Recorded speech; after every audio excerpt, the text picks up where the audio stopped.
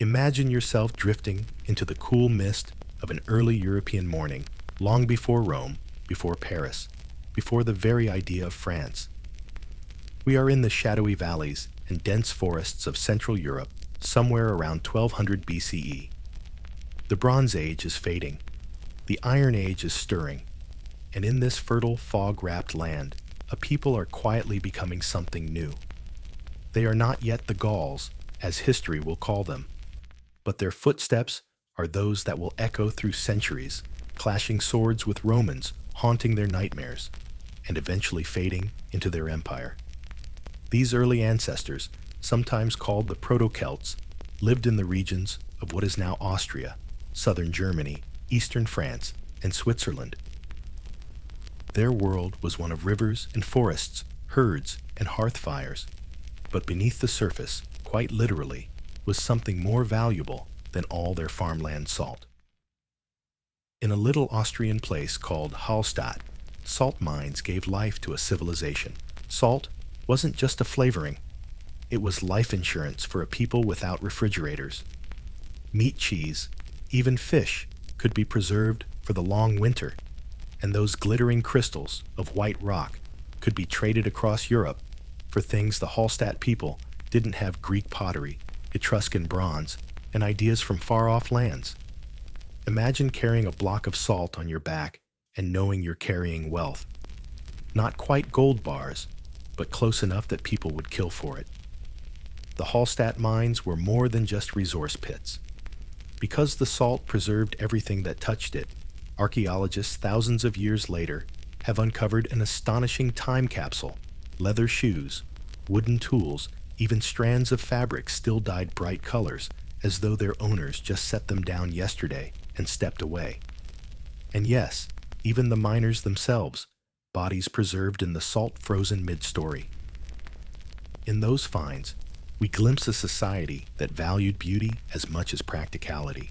Their weapons weren't just sharp, they were elegant.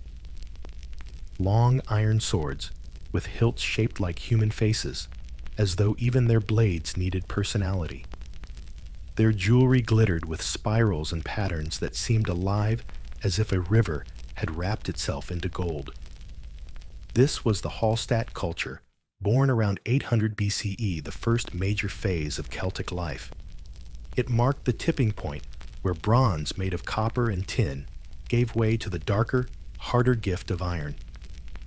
Bronze was beautiful, but difficult. Copper and tin were rare and had to be imported, meaning only the elites could wield bronze blades. But iron was everywhere, hidden in rocks, that anyone with fire sweat and a bit of patience could coax into weapons or plows. It was the great equalizer. Suddenly, you didn't need a distant trading caravan to arm yourself. You could hammer out your own destiny in the glow of a forge. With iron, fields could be plowed deeper, forests cleared faster, and warriors armed in greater numbers than ever before. Population grew, settlements spread, and tribes began to push outward. Expansion was no longer just a dream, it was a way of life. But don't imagine these people as a single unified nation. There was no Gaul, yet no single flag or king. Instead, they were a tapestry of tribes. Different names, different valleys, but tied together by shared language, customs, and an artistic flair that made their artifacts instantly recognizable. Their language, the roots of Celtic tongues, was already branching out like rivers splitting into streams. Out of these dialects would come Gaelic in Ireland, Brythonic in Britain, and Gaulish in France. Words drifted and shifted, carrying identity along with them. Life for these people was a balance of simple survival and flamboyant self-expression. A chieftain might be buried with wagons, weapons, and goblets imported from the Mediterranean as though to prove in death just how well he lived. Meanwhile, the farmer in the next valley ate bread baked from iron-plowed fields, drank ale, and looked at the hills around him with the quiet knowledge that more land, more opportunity might be just over the ridge. And over that ridge, they went again and again, spreading steadily westward, shaping what we now call Gaul. Even in these earliest days, their society was layered. You had the elite warrior aristocrats, whose graves sparkle with weapons and ornaments. You had farmers and craftsmen, the backbone of every tribe. And at the very bottom, slaves, often captives from raids, or people who had fallen into debt. This hierarchy was reinforced not only by wealth and power, but by ritual. Death itself was a performance graves as stages filled with objects that told the story of who a person was, or at least who they wanted the world to think they were. Religion, too, was already taking shape. They did not yet have druids in the form Caesar would later describe, but their world was alive with sacred places, lakes where offerings were cast hilltops, where fires burned groves, where spirits whispered in the wind. To them, the boundary between the human and divine was thin, fragile as morning mist. Drop a sword into a lake, and it might not be gone. It might have just crossed into the hands of gods. Imagine walking through the forest and knowing that every spring or oak might be listening. And of course, war. These were not peaceful farmers humming lullabies in their huts. The bones found in Hallstatt graves bear scars, healed wounds, smashed skulls, marks of axes and swords. Raids, cattle thefts, and tribal feuds were common currency. Young men sought glory in combat, not unlike teenagers today, chasing adrenaline in more modern, less bloody ways. But to the Proto-Celts, combat was not just survival. It was honor prestige, a ticket into stories that would be sung by generations. Their weapons were not just tools of death, but tokens of identity. To carry a long iron sword with a human-faced hilt was to carry not just a blade, but a statement. This is who I am. A warrior. A Celt. And so, the dawn of the Gauls rises slowly with salt mines and iron forges glowing red against the night, with graves filled with treasures, and with the murmur of languages not yet called Gaulish, but already sounding like the voice of a people destined to spread across Europe. Before they stormed Rome, before they stood at Alesia, they were simply hill people with a knack for salt iron and style quietly writing the prologue of their legend. Close your eyes and picture a Celtic craftsman bent over a strip of bronze by firelight.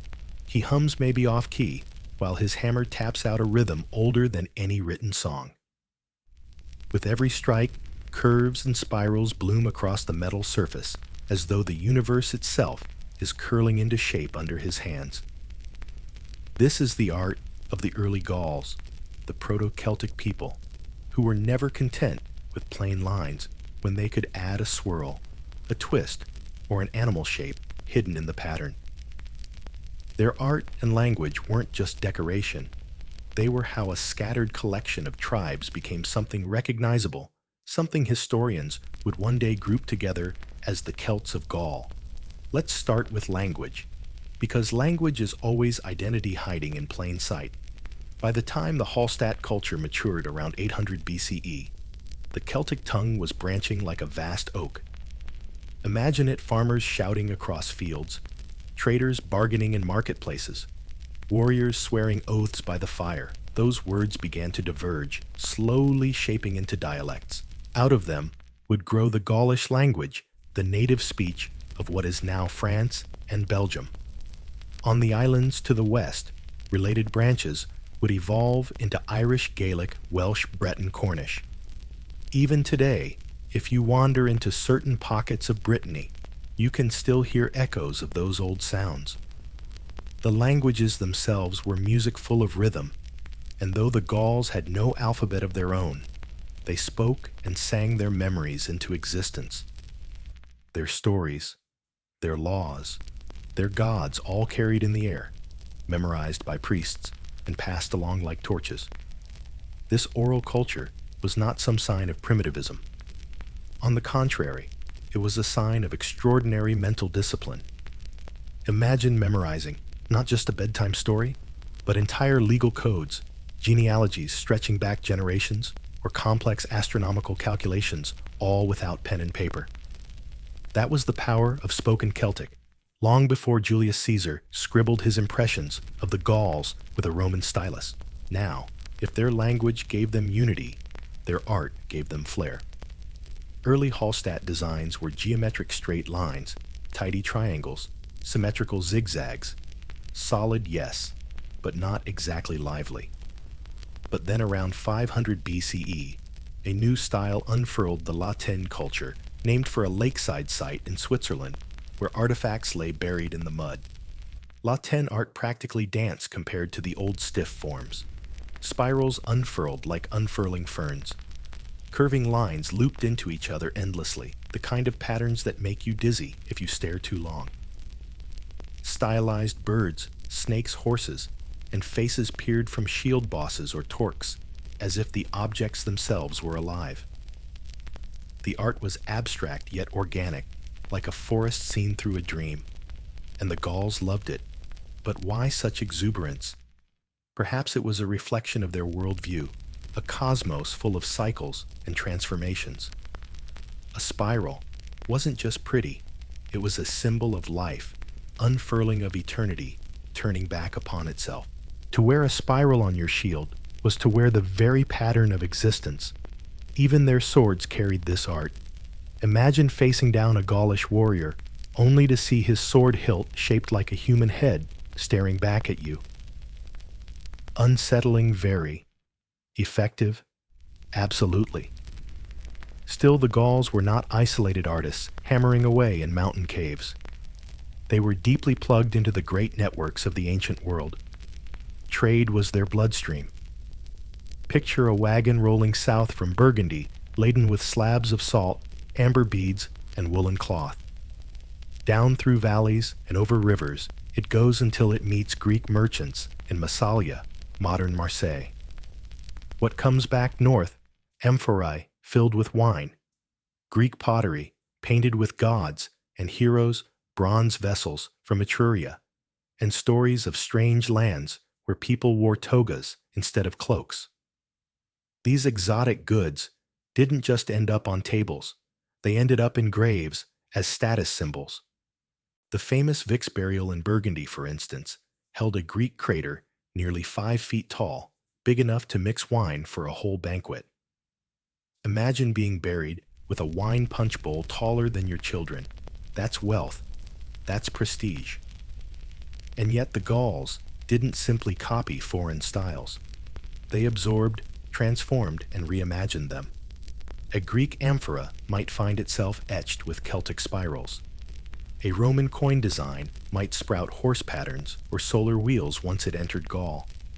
They blended outside influence with their own imagination, creating something that was neither Greek nor Etruscan, but purely Celtic.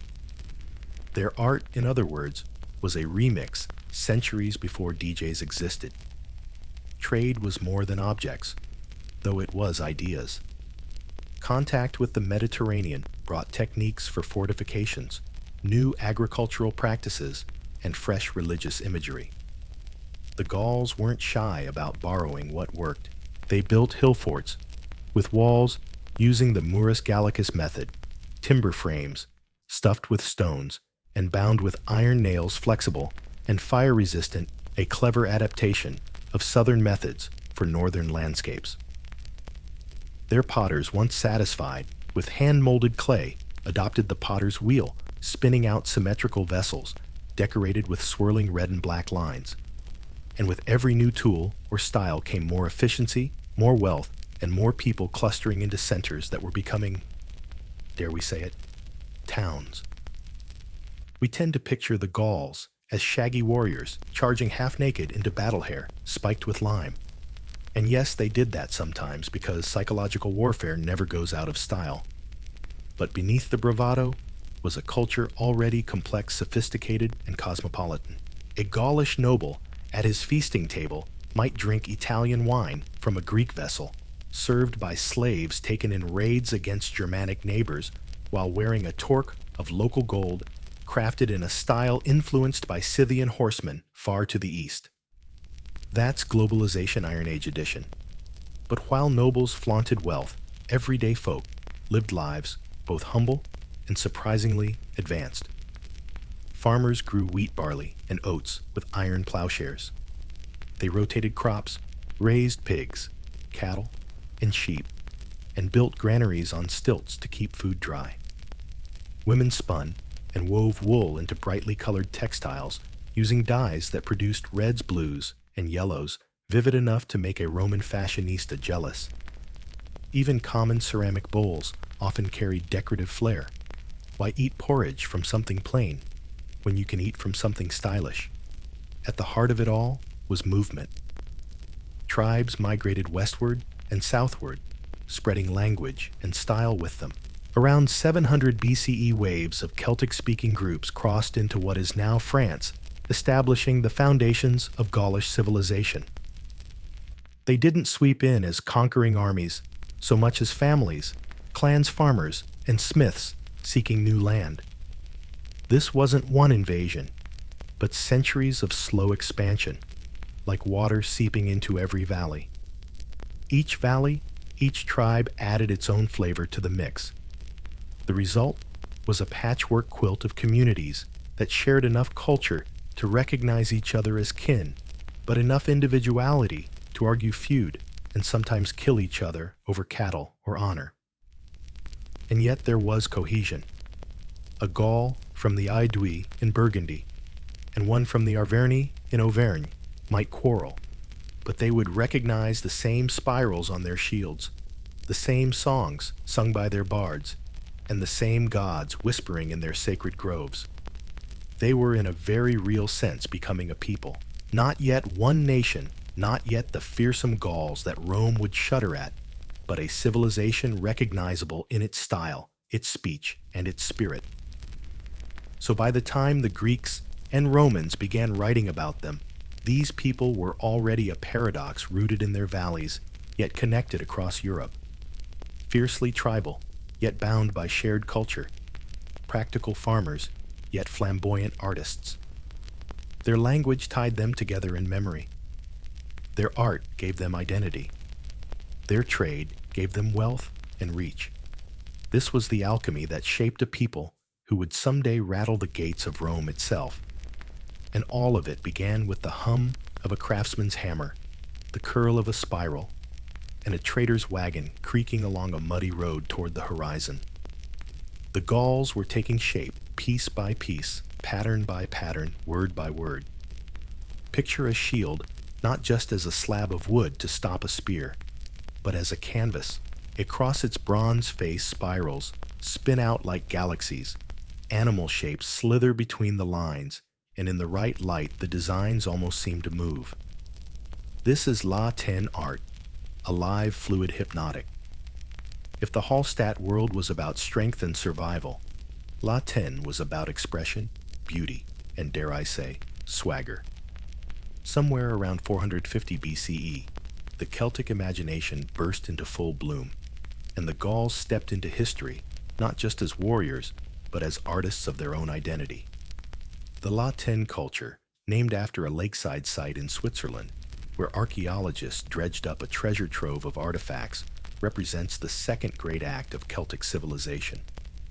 By now, the Gauls were no longer just miners and farmers with iron plows. They were masters of metal fashioning weapons, jewelry, and ornaments that combined deadly function with breathtaking style.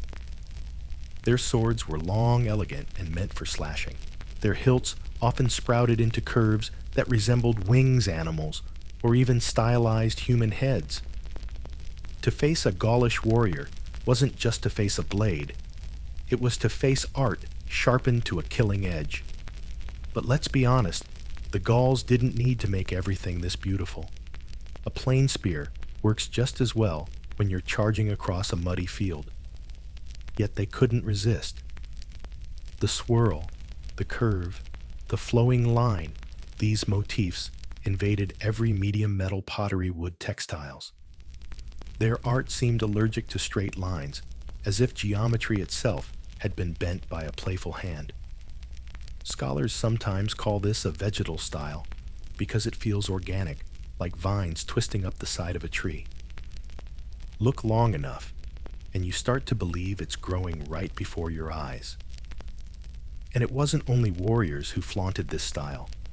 The nobles of La Tène Gaul loved their torques, those thick, often gold or bronze neck rings that marked status. They weren't subtle about it either. The torque was bold, heavy, gleaming a literal weight of wealth around the throat. To Romans, the torque became a symbol of Gaulish identity, so much so that when a Roman soldier once snatched one from a slain Gaul and wore it in battle, it became a legend of courage. But in Gaul itself, torques weren't just ornaments. They were declarations. Imagine meeting someone whose jewelry shouts, "I am powerful enough to carry my fortune on my neck." That's the torque. Their shields, too, went far beyond practicality.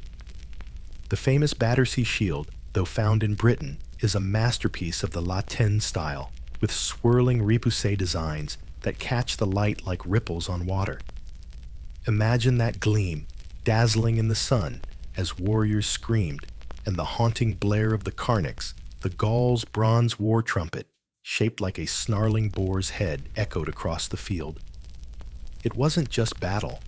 It was theater, a terrifying, spectacular theater of art and sound meant to shake enemy morale before the first blow was struck. Pottery evolved too.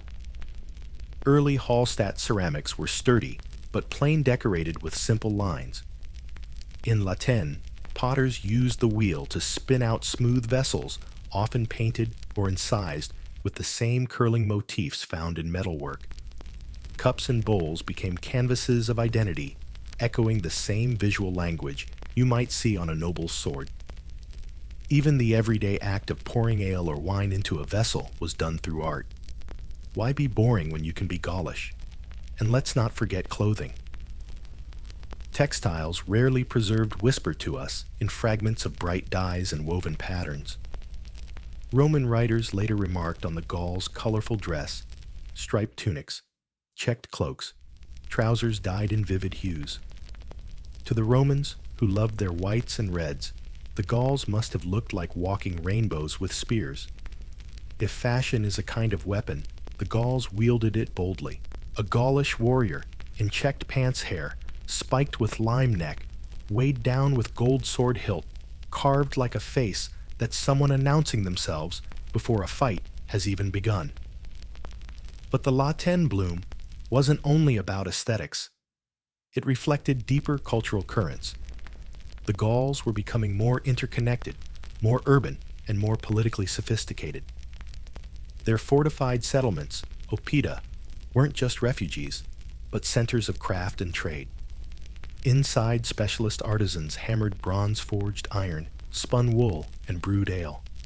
Imagine the soundscape, the clang of smiths, the chatter of traders, the lowing of cattle, the cries of children darting through alleyways. These were no longer scattered farmsteads. They were proto-cities hubs of culture where artistic styles spread as quickly as gossip. Trade routes carried Gaulish goods across Europe and beyond. From the Baltic amber beads trickled south. From the Mediterranean came wine, olive oil, and luxury trinkets. Gaulish artisans adapted these imports to their own styles, sometimes hilariously. There are amphorae dug up in France that once carried Italian wine, but instead of being used for wine again, they were repurposed as fancy grain bins. Practical, yes, but also proof that Gauls didn't just adopt Mediterranean customs wholesale. They took what suited them, bent it into their own cultural logic, and ignored the rest. If Rome thought wine was for banquets, Gauls thought, actually this jar is perfect for oats. Religion wove itself into this artistic bloom as well. The spirals, animals, and faces weren't just decoration. They were sacred symbols. The horned god, Cernunnos, lord of animals, sometimes appeared on vessels and jewelry. Solar wheels echoing the movement of the sun showed up in designs and coinage. To the Gauls, art wasn't separate from faith. It was faith made visible. A shield pattern could protect you not only physically, but spiritually. A torque wasn't just a sign of wealth, it was a charm of divine favor. Beauty power and the sacred fused together until you couldn't tell where one ended and the other began. The Romans, when they finally marched north, didn't quite know what to make of all this. On one hand, they admired Gaulish craftsmanship. On the other, they dismissed it as barbarian extravagance. But even they couldn't ignore the sheer magnetism of Latin design. Over time, elements of Celtic art seeped into Roman style. The conquerors, it seems, weren't immune to a good spiral. So what does the Latin bloom tell us? That the Gauls were never just fierce warriors with wild hair. They were creators, innovators, and visionaries who wrapped their world in spirals and animals and living lines. They made war look terrifying and beautiful, at once turned jewelry into declarations of identity, and transformed their settlements into centers of art and trade. They were in their own way showmen. Even in death, their graves exploded with treasure, as though saying to the world, "Look at us. Remember us. We were here, and we were magnificent." And that is how the Gauls bloomed, not quietly, not modestly, but with a flourish that still catches our eyes 2,000 years later. If the Gauls' warriors were the flash and thunder, the clash of swords, the gleam of gold torques, then their farmers were the steady heartbeat. Without fields, there were no feasts. Without herds, no herders' songs. Without grain ale or bread, there were no warriors marching off to glory. And so, beneath the surface of spirals and Carnaic's trumpets, life in Gaul was rooted firmly in the soil. Imagine a patchwork of valleys in what is now France, Switzerland, and Belgium. Rolling hills broken into fields, hedges humming with bees, streams meandering between meadows. Here the Gauls bent iron to the service of food. With the iron plowshare, they cut into heavy soils that bronze could never master. It was like upgrading from a butter knife to a steel blade. Suddenly, land once considered too tough to farm could be tamed. More fields meant more grain. More grain meant more people. And more people meant more warriors for raids and more hands for building oppida. Civilization, like bread, rose in the oven of agriculture. The main staple was cereal wheat barley and oats planted in long, furrowed rows. Archaeologists digging up storage pits across Gaul have found charred seeds still blackened from ancient fires, but unmistakable. Barley made ale thick and frothy, the drink of choice for both farmer and noble. Wheat was milled into flour for bread, though not the fluffy white baguette of modern France. No Gaulish bread was heavy, earthy, dense enough to fill the belly of a laborer after hours in the field. Oats, meanwhile, made porridge, perhaps sweetened with honey, if one was lucky, or flavored with wild fruits from the forest. Imagine eating it by the fire steam, curling into the rafters, while children giggled and dogs dozed at your feet. That was a Gaulish breakfast. Livestock grazed on the hillsides, cattle pigs, sheep, goats, and horses. Cattle were wealth in hooves. To own herds was to be rich, and disputes over grazing rights sometimes ignited bloody feuds. Milk from cows and goats was turned into cheese, which could last through winters. Sheep gave wool, spun by deft hands, into brightly dyed tunics. Pigs snorted in the underbrush, fattened for slaughter, their meat smoked and salted to survive the cold months. Horses were prized not only as transport and cavalry mounts, but as symbols of status. The goddess Epona, protectress of horses and riders, was adored across Gaul. To the Gauls, a good horse wasn't just a beast of burden, it was a companion, a partner in both plow and battle. And what of the farmers themselves? Picture a Gaulish homestead, timber walls plastered with clay-thatched roof, sloping low, smoke curling from a central hearth. Inside, benches lined the walls, furs scattered for warmth. The hearth was the center of family life cooking pot, bubbling flames flickering on bronze brooches, shadows dancing on woven tapestries. Meals were hearty but simple stews of grains and beans, with meat added if fortune allowed. Cabbage leeks, peas, turnips, humble vegetables, but filling often stewed into pottage. For seasoning, garlic mustard, and herbs gathered from the fields. Honey-sweetened dishes, while salt mined from places like Hallstatt preserved meat and flavored everything. It wasn't haute cuisine, but it was sustenance, and sometimes with imported wine poured into Greek craters, it was even luxury. Food storage was an art in itself. Grain pits dug into the earth were sealed with clay or wooden lids. In some cases, granaries were built on stilts to keep pests away. Meat could be smoked over the hearth or salted and dried. This surplus food that lasted beyond the harvest was the foundation for everything else. With surplus, families could specialize. Some sons could become smiths, potters, or warriors. Women could weave brew or run market stalls. Without farming abundance, there would have been no glittering swords, no sprawling hill forts, no armies to march against Rome. Gaulish households were often large extended families working together. Fields were tended communally, with neighbors helping one another during harvests. Children began working early, herding animals, fetching water, learning the rhythms of the land. Women were not confined to the home. They spun, wove, cooked, but also oversaw farms when men were away. Roman writers were surprised, sometimes scandalized, by how much independence Gaulish women seemed to have, especially in managing estates. Some Roman accounts even suggest noble Gaulish women sat in councils or influenced major decisions. Whether or not that's exaggerated, it tells us they were not invisible figures in society. Farming also meant risk. A bad harvest could starve a village. Too much rain drowned the fields. Too little, and the earth cracked. Raiders might seize herds, fire might consume barns. This precariousness bred both resilience and a tendency to raid others when times got tight. Why starve when the next valley has granaries full of grain? Thus farming and warfare were never far apart.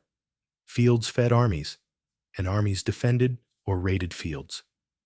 Every stalk of wheat was political. Religion was deeply tied to agriculture. Sacred groves, springs, and stones marked the land blessed by offerings.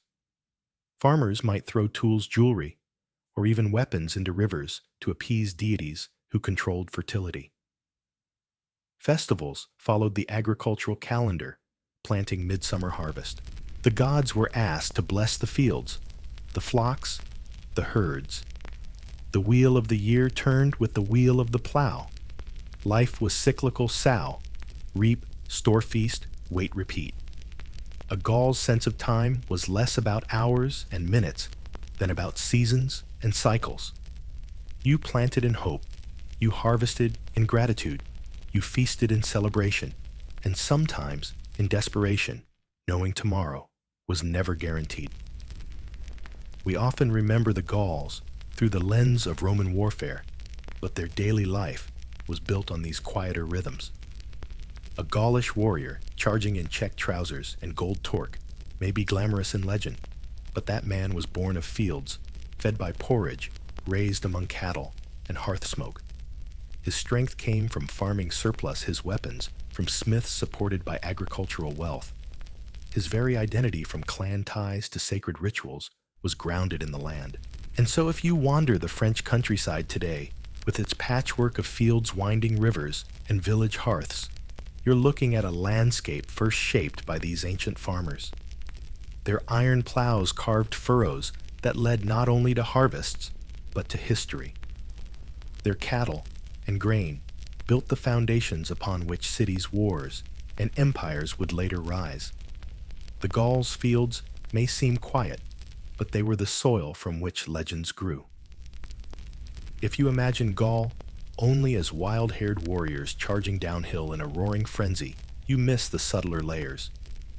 Beneath the clash of swords and blare of the carnix lay a carefully tiered society, one with invisible lines of status that shaped every meal, every council, and every burial mound. The Gauls were not a chaotic mob. They were organized sometimes fiercely, so into classes that both cooperated and competed tied together by oath tradition and belief. To understand Gaul, we must peek inside this living pyramid, druids at the top of the spiritual ladder, noble warriors commanding muscle and land, the free plebs tilling fields and crafting goods, and at the very bottom, the silent hands of slaves. Let's start with the druids, because they were more than priests. They were walking hard drives of knowledge. In a world without writing, at least not in everyday Gaulish life, they carried entire libraries in their minds. Religion law, genealogy, astronomy, medicine, they knew it all. Becoming a druid wasn't a weekend seminar. It was 20 years of memorization training and ritual.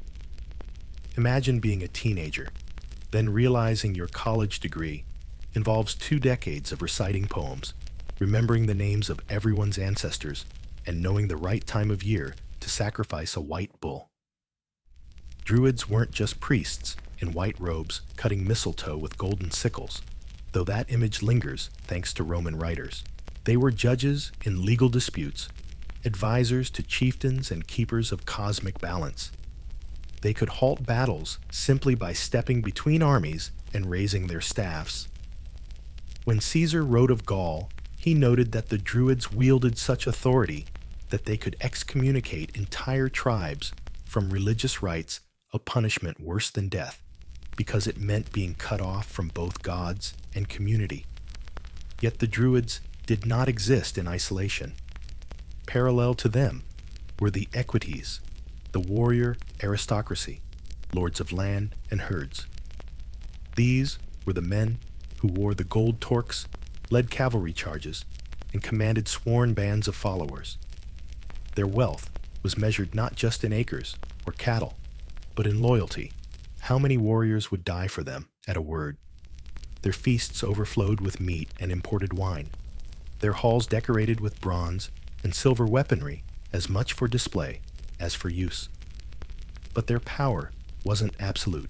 Unlike kings of other lands, Gaulish warrior nobles operated in webs of alliances and rivalries. Oaths of loyalty bound follower to lord, and in return, the lord promised protection advocacy in disputes and shares of plunder. Think of it as an early prototype of feudalism, complete with personal honor codes and lavish banquets, where boasting was practically mandatory. Below these lofty figures stood the plebs, the majority. Free farmers, herders, artisans, traders, and craftsmen. They were the ones who kept the wheels turning quite literally. Their iron plows opened the fields. Their pottery held the ale. Their woven cloth clothed warriors and druids alike. They could bear arms when needed, join councils, and sometimes grow wealthy through trade. Archaeology shows us modest graves filled not with heaps of gold, but with practical goods, a plowshare, a pot, maybe a fibula brooch. These were people of dignity, if not grandeur. And while their voices may not dominate the ancient sources without them, the glittering torques and silver cauldrons of the elite would never have existed. At the bottom, in shadows, were the slaves. Their lives are the hardest to reconstruct because they rarely left grave goods, let alone heroic stories. But we know they were there. Captives taken in raids, debtors who had fallen into servitude, or children born into slavery. They worked the fields, tended the herds, served in households, and occasionally marched into battle, carrying gear for their masters. To be a slave in Gaul was not much different from elsewhere. In the ancient world, it meant being property. Yet unlike in Rome, where slavery was an enormous institution, in Gaul, it was more fragmented, woven into households and clans. A noble's wealth was counted partly in slaves, but not on the industrial scale Rome would later impose. Now this hierarchy wasn't a rigid caste system. lines blurred. A successful farmer could rise in wealth, buying influence or even joining noble ranks. A druid's child might choose the sword over the sacred grove. And warriors, though privileged, were constantly tested, lose too many battles, and your followers melted away faster than snow in spring. Power in Gaul was personal, fragile, and dependent on charisma as much as inheritance.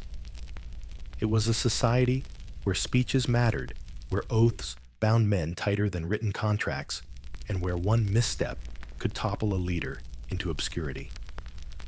The Romans, ever keen to categorize, told us that Gaul had three orders: druids, warriors, and everyone else. This neat triangle, while convenient, is a simplification. Reality was more textured. There were merchants linking tribes through long-distance tradesmiths with unique prestige, for who else could turn raw iron into a gleaming sword? And bards, yes, singers, and poets whose role was to preserve memory. The bard could immortalize your honor or shame you for generations. Imagine your embarrassing defeat being turned into a song sung around fires across Gaul. Brutal. What made this hierarchy tick was interdependence. Druids blessed the crops and settled disputes, ensuring society's rhythm. Warriors defended fields and herds or raided neighbors to bring in more wealth. Plebs grew food-raised animals and crafted goods that made both druids and warriors possible. Slaves bore the heaviest burdens, making sure labor never ceased. And above all, gods and spirits presided, invoked through rituals that bound these classes together in awe and fear. Without druids, law and ritual faltered. Without warriors, tribes risked being swallowed by rivals. Without plebs, famine loomed. Without slaves, the wheels ground slower. Each rung supported the next. And yet, there was also tension. Druids wielded knowledge that made warriors nervous. Warriors sought glory that sometimes tore society apart. Plebs grumbled under taxes and tribute, while slaves dreamed of freedom. Balance was fragile, and in that fragility lay both Gaul's brilliance and its Achilles heel. Unity was difficult. Each class pulled in its own way, and when Caesar arrived with Roman legions, he knew exactly how to exploit those tensions, allying with some, breaking others. But for now, in the heart of Gaul, before Rome's shadow fell, life hummed to the tune of this hierarchy. In smoky halls, warriors feasted. In sacred groves, druids whispered spells. In fields, plebs bent their backs to the plow. In households, slaves tended fires. A society vibrant and complex, spinning like one of their own spirals, all parts entwined. If you close your eyes, you can almost hear it, the chanting of druids, the clang of blacksmiths, the laughter of children in fields, and somewhere faintly, the solemn cry of the Carnix calling all classes to remember they were Gauls, each in their place, each part of the whole. If you want to understand, the Gauls don't look at their swords first. Look instead at their forests. For the Gauls, the divine didn't live in marble temples or golden palaces perched on mountaintops. Their gods were not sealed inside boxes of brick and stone. No divinity for them whispered in the rustling of oak leaves, shimmered in the reflection of rivers, and glowed in the circle of stones on a lonely hill. To be Gaulish was to live in a world where the spiritual was everywhere, woven into the very landscape. If you tripped over a root in the forest, you might mutter to yourself, "Ah, the spirits are awake today." Natural places were sacred places. Springs that bubbled up clear and cold, caves that breathed out damp air, groves of ancient trees where sunlight filtered green. All these were thresholds, portals between the human and the divine. It's no wonder that when archaeologists sifted through bogs, lakes, and rivers across Gaul, they found troves of offerings, swords deliberately bent, shields sunk into water, necklaces tossed into the depths. Perfectly good treasures, destroyed or discarded on purpose. Why? Because in Gaulish belief, To give something valuable back to nature was to hand it directly to the gods. And when the stakes were high, say before battle or during famine, the offerings might be human lives. This is the part where Roman writers, in their usual dramatic fashion, painted the Gauls as terrifying barbarians who sacrificed captives in wicker men, huge cages stuffed with victims set aflame in the name of the gods. Was this exaggerated? Almost certainly. Was human sacrifice practiced? Archaeological evidence suggests yes, though probably not in the Hollywood Burning Man full of screaming victims way. More often, prisoners of war were ritually killed, throats cut, bodies displayed on wooden frames, or heads taken as trophies. For the Gauls' blood was the most potent offering, the ultimate coin for divine favor. Shocking to Roman sensibilities, but in the Gauls' worldview, it made grim sense. If you wanted victory, what could be more persuasive to the gods than life itself? At the center of this spiritual system stood the Druids. If farmers fed the body and warriors defended the land, Druids fed the soul and held society together. They were priests, philosophers, judges, scientists, and teachers rolled into one. They memorized entire bodies of law, myth, and astronomy. Some trained for 20 years before being recognized as full-fledged Druids. Imagine starting your studies as a teenager and not finishing until middle age. No graduation cap, just a lifetime license to interpret the will of the gods. Their power was immense. They could decide whether a ritual was valid, whether a man was guilty or innocent, whether a tribe should make peace or go to war. In a society without written records, their memory was law, and their word was binding. The Druids' sacred spaces were groves and clearings. Romans used to temples of marble were puzzled by this. Cicero and Caesar write of Druids leading ceremonies under oaks with altars of wood and stone, not grand architecture. There was no need to confine the gods when the entire forest was already their temple. Picture a circle of Druids in white cloaks, the air heavy with incense mistletoe, freshly cut with a golden sickle. Chanting rises as warriors stand solemnly, and perhaps captives tremble nearby. For the Gauls, this was not horror, it was cosmic order being maintained. The gods themselves were many and fluid. The Gauls didn't have a single standardized pantheon like the Greeks. Instead, their deities were local, tied to specific rivers, mountains, or tribes. Yet patterns emerge. Lugus, later known in Irish as Lu, was a bright god of skill and war. Cernunnos, the horned god, ruled over animals, wild spaces, and perhaps the underworld. Epona, the horse goddess, guarded riders and travelers. Tyrannus, the thunderer, hurled storms across the sky. And countless others, each with names and aspects that shifted from valley to valley. The Romans, in their habit of interpretatio Romana, identified these deities with their own Mercury for Lugus Jupiter, for Tyrannus Diana, for Epona. In doing so, they half understood, half misunderstood, flattening the Gauls' rich pantheon into familiar Roman categories. But the Gauls' gods were not distant. They walked with their people, demanded tribute, and gave signs. Omens might appear in the flight of birds, the entrails of sacrificed animals, the shape of smoke rising from a fire. Druids were the interpreters, translating nature's language into human decision.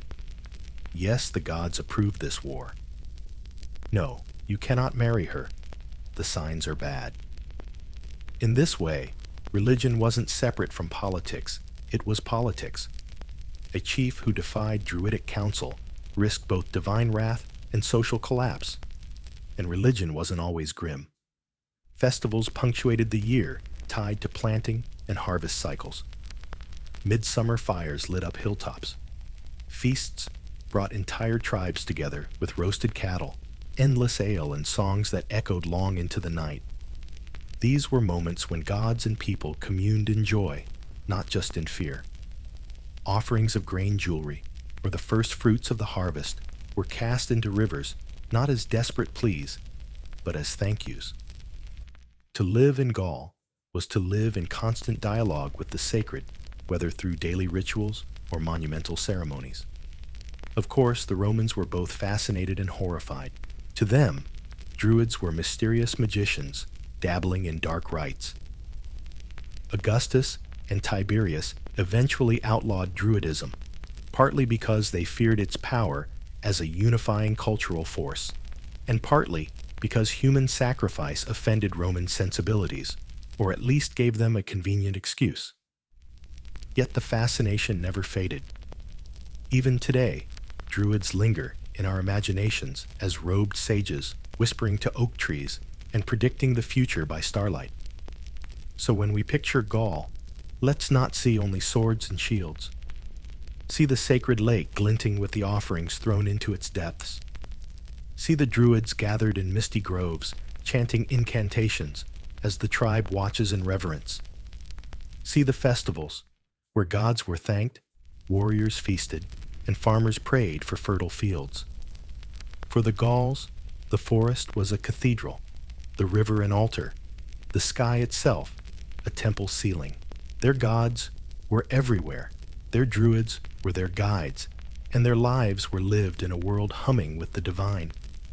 If farming was the heartbeat of Gaul and druidry its soul, then warfare was its thunder.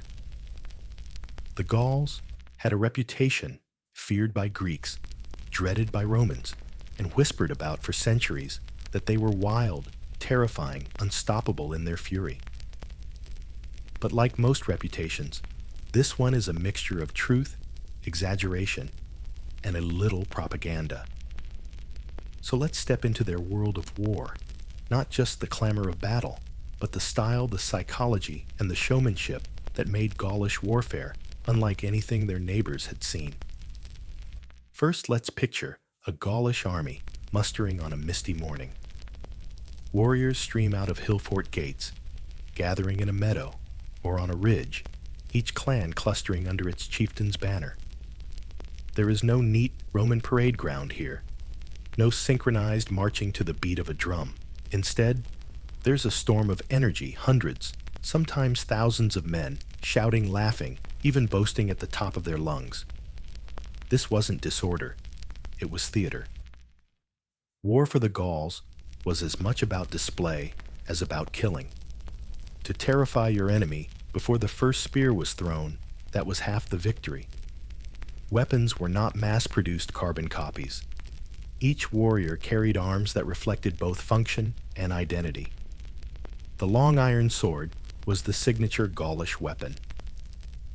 Unlike the Roman gladius designed for thrusting, the Gaulish sword was built for slashing, swinging in great arcs that could split shield or skull. To wield it required space perfect for charges less ideal in tight formations. Shields were large and oval, made of wood, rimmed with metal, and often decorated with spirals, or faces meant to stare down the enemy. Spears both for throwing and thrusting were ubiquitous. And then there was the carnix. Ah, the carnix. Imagine a war trumpet taller than a man, its bell shaped like the snarling head of a boar or dragon, its bronze throat producing a wailing metallic bellow that carried for miles. When dozens of carnixes sounded together, the noise was meant to rattle even the bravest opponent. Roman writers describe the sheer psychological terror of hearing the Gauls approach an orchestra of chaos, with warriors screaming horns, howling shields clashing, and hair bleached white with lime standing on end like wild flames. Appearance was itself a weapon. Many Gaulish warriors went into battle wearing bright cloaks and trousers dyed in checks and stripes. Some fought bare-chested skin, daubed with woad or chalk, their pale torsos glinting in the sun. To enemies used to armor and discipline, these half-naked fighters must have looked like lunatics or demigods. Nobles, of course, went further, helmets adorned with antlers, or wings necks weighted with gleaming gold torques. If intimidation is a tactic, the Gauls wrote the manual. But behind the spectacle lay real martial skill. Cavalry was a particular strength. Horses bred in Gaul were sturdy and swift, and noble warriors trained for mounted combat. With long spears and swords, Gaulish cavalry could smash into enemy flanks with devastating effect. Infantry, meanwhile, excelled in ferocious charges. A wall of warriors would surge forward, screaming, hurling spears, then crashing into their enemies with momentum and fury. Discipline, in the Roman sense, was not their specialty. But courage, physical power, and shock value they had, that in abundance. The Romans, always a little smug about their own military system, often painted the Gauls as disorganized. And it's true, the Gauls lacked the rigid formations of the Roman legion or the Greek phalanx. But disorganized is unfair. Their armies were organized differently. They fought in tribal contingents, each loyal to its chieftain, bound by oaths. These smaller bands could be unpredictable, fast-moving, and incredibly stubborn. To a Roman commander used to calculating neat lines and reserves, Gaulish warfare was maddening. Sudden charges, ambushes from forests, and a refusal to fight by the rules. In modern terms, the Gauls were the kings of asymmetric warfare. And bravery wasn't optional, it was currency. A young warrior's reputation, his chance to rise in status, depended on bold acts. To strike down an enemy champion, to hold the line when others faltered, to return from battle with plunder, that was how one earned honor. Many nobles even fought in single combat before the armies clashed, stepping forward to challenge an enemy leader. Victories in these duels were worth more than a dozen battlefield kills because they carried prestige. And prestige was power. But war wasn't only about prestige or plunder. It was also about politics. Tribes raided one another for cattle land or revenge. Successful raids enriched chiefs and bound followers closer through shared spoils. At larger scales, entire confederations of tribes could unite temporarily against a common enemy, whether it was Rome, Germanic tribes, or other Gauls. Yet unity was always fragile. Ambition, rivalry, and old grudges constantly splintered alliances. Caesar himself later exploited this, turning tribe against tribe with practiced ease. The cost of war was everywhere. Graves tell stories. Men buried with swords and shields, sometimes with wounds still visible on their bones, gashes on skulls, arrowheads lodged in ribs. Offerings in rivers tell other tales, whole suits of armor deliberately broken, thrown into water after battle. Victory wasn't just celebrated, it was sanctified. War had a spiritual dimension. Before campaigns, druids conducted rituals to ensure divine favor. Prisoners might be sacrificed to appease the gods. And when warriors died, their bodies were often treated not as waste, but as symbols, heads taken as trophies, displayed on walls or nailed to gateways. Romans found this practice macabre. To the Gauls, it was proof of triumph, a way of capturing the spirit of a fallen foe. And yet, for all the ferocity, war was also bound by custom. Not every battle was annihilation. Raids might end with cattle driven off, hostages taken, treaties sworn. Some wars were about dominance, others about vengeance, others about honor. To live in Gaul was to accept that conflict was not an exception, but a rhythm, like harvest or winter. It was woven into the fabric of life. When outsiders, like the Greeks and Romans, encountered Gaulish armies, they often shuddered at the spectacle. Thousands of brightly dressed warriors roaring like thunder carnixes, bellowing, swords flashing. And yes, many times discipline beat fury. Rome proved that often enough.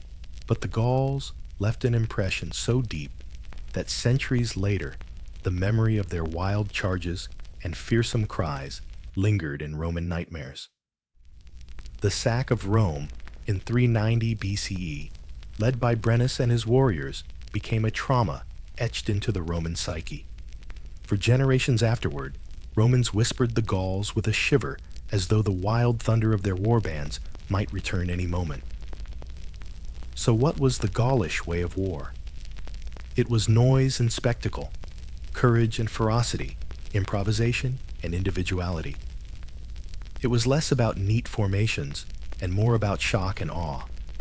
It was a storm breaking over a calm plain, terrifying, magnificent, and impossible to ignore. If farming fed their bellies and druids guided their souls, war gave them glory, and sometimes infamy. Gaul was never a single country. There was no flag fluttering above it, no king on a golden throne ruling every valley and river. Instead, it was a patchwork quilt of tribes, each with its own name, its own territory, its own sense of pride. To speak of the Gauls is to speak in shorthand for, in truth, they were dozens upon dozens of peoples, sometimes allies, sometimes rivals, sometimes downright enemies, bound together only by language culture, and the spirals painted on their shields. Imagine France-Belgium, Switzerland, and northern Italy today, but instead of departments and borders, a mosaic of tribal lands where every river bend and hilltop might mark the edge of another people's world. Among the most famous were the Helvetii mountain folk, who lived in what is now Switzerland. Their land was both blessing and curse, fertile valleys tucked between rugged peaks, rich in pastures and iron ore, yet hemmed in on all sides by natural barriers. The Helvetii were known for their herds, their independence, and eventually their fateful decision to abandon their homeland and march westward in search of new territory. Their trek, with families' wagons and warriors stretching for miles, would one day collide with Julius Caesar and change history forever. But for now, they were one piece of the tribal puzzle, a people proud of their alpine resilience. Further north were the Belgae, who occupied the lands that would later become Belgium and northern France. Even the Romans admitted these tribes were the bravest of all the Gauls, partly because they lived closest to the Germanic peoples across the Rhine. Constant warfare hardened them, while constant trade enriched them. The Belgae were a loose confederation, including tribes like the Nervii, who were famously hostile to Roman expansion, and the Remi, who were more pragmatic and eventually allied with Caesar. Fierce warriors, suspicious of outsiders, yet politically shrewd, the Belgae played a decisive role in the great drama of Gaul. In central Gaul, the Aedui carved out a reputation as one of the strongest confederations. Their fertile lands along the Saône and Loire rivers made them wealthy, and their political system was unusually sophisticated. They elected magistrates annually, rather than relying solely on hereditary kings, and their capital at Bibracte became a hub of trade and politics.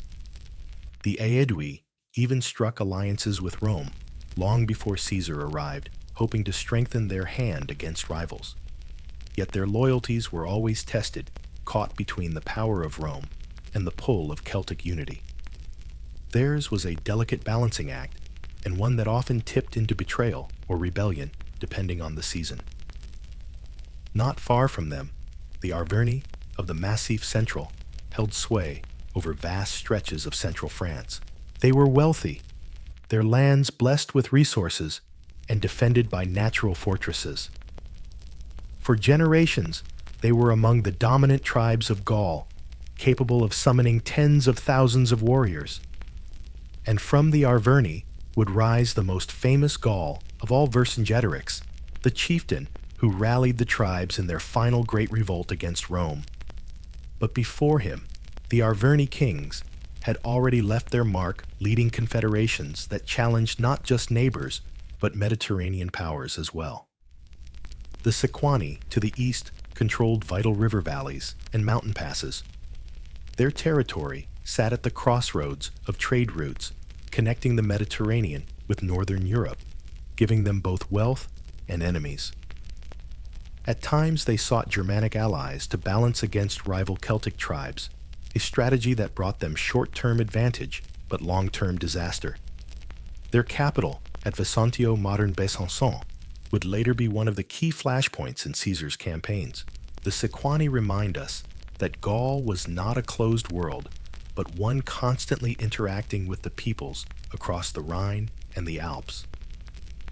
Scattered across this landscape were countless other tribes, each with its own character. The Carnutes of central Gaul were famous for their sacred groves, where druids from across the land gathered annually for great councils. The Parisii, who gave their name to Paris, occupied a bend of the Seine and prospered as traders. The Bituriges, whose name meant kings of the world, a modest title to be sure, once held dominance over much of Gaul before fading in power. The Allobroges neighbors of the Helvetii inhabited the Rhone Valley and played their part in the turbulent politics of the 1st century BCE. Each tribe was a small world proud of its rivers, forests, and gods, and each fiercely protective of its independence. What held these tribes together, if anything, was culture more than politics. They shared gods with different names art, in the same swirling Latin style, and a warrior ethos that glorified courage and honor. They shared feasting traditions and legal customs, often overseen by druids, who acted as mediators across tribal lines. And in times of danger, they could unite, though never easily. Old grudges ran deep, and unity usually came only when disaster loomed on the horizon. Even then, alliances were fragile as much about convenience as loyalty. To the outsider, say a Roman senator hearing reports from the frontier, the Gauls seemed like one great barbarian nation. But that was never the case. They were more like a family of cousins, all related, all squabbling, sometimes banding together, sometimes feuding violently. The Romans would use this to their advantage, playing tribe against tribe, promising protection to one while crushing another. Divide and conquer was easy when your enemies already distrusted one another. Yet the diversity of Gaul was also its strength. Each tribe had its own knowledge of terrain, its own tactics, its own ways of resisting. To conquer Gaul was not to conquer a single people, but to wrestle with a hydra, every valley sprouting a new head of resistance. So when we speak of Gaul, picture not a monolith, but a mosaic. Picture the Helvetia, trudging through mountain passes, the Belgae, bristling on the northern frontiers, the Aedui, debating in their councils, the Arverni, brooding in their highlands, the Sequani balancing on the edge of disaster, and dozens more, each proud of their land, each ready to fight for it. Gaul was a land of 1,000 valleys, and in each valley lived a tribe with its own story, its own gods, its own ambitions. Together, they formed the great, chaotic, beautiful puzzle that Rome would one day try to solve at great cost to both sides. Picture it, Rome in her youth, not yet the marble powerhouse of empire, but a scrappy republic trying to hold its own in the Italian boot. The year was 390 BCE, at least, according to Roman memory, though dates tend to wobble when transmitted through centuries of storytelling. And then came the Gauls, sweeping down like a thunderstorm from the north, led by a chieftain named Brennus. To the Romans, this invasion was like a nightmare, erupting into daylight, the sort of story grandparents would tell their grandchildren with a shiver, as though to say, "Beware, the Gauls can come again." The background was surprisingly ordinary. The Senones, a Gaulish tribe, had migrated into the Po Valley, brushing elbows with Etruscan neighbors. When a dispute broke out between the Senones and the Etruscan city of Clusium, in desperation, sent word to Rome for help. Rome, ever eager to play the role of big brother, dispatched envoys. But the Roman envoys didn't merely negotiate. They broke all diplomatic rules and fought in the battle itself, killing a Senone chieftain. To the Gauls, this was an outrage beyond words. Envoys were supposed to be neutral, but these Romans had drawn blood. The Senones demanded justice, hand over the guilty ambassadors. Rome refused. Bad idea. So Brennus and his warriors marched south, not as a small raiding party, but as a full-blown migration of 30,000 or so families and wagons in tow, but ready to fight anyone who stood in their way. Rome sent her army to stop them at the river Allia, a small tributary of the Tiber.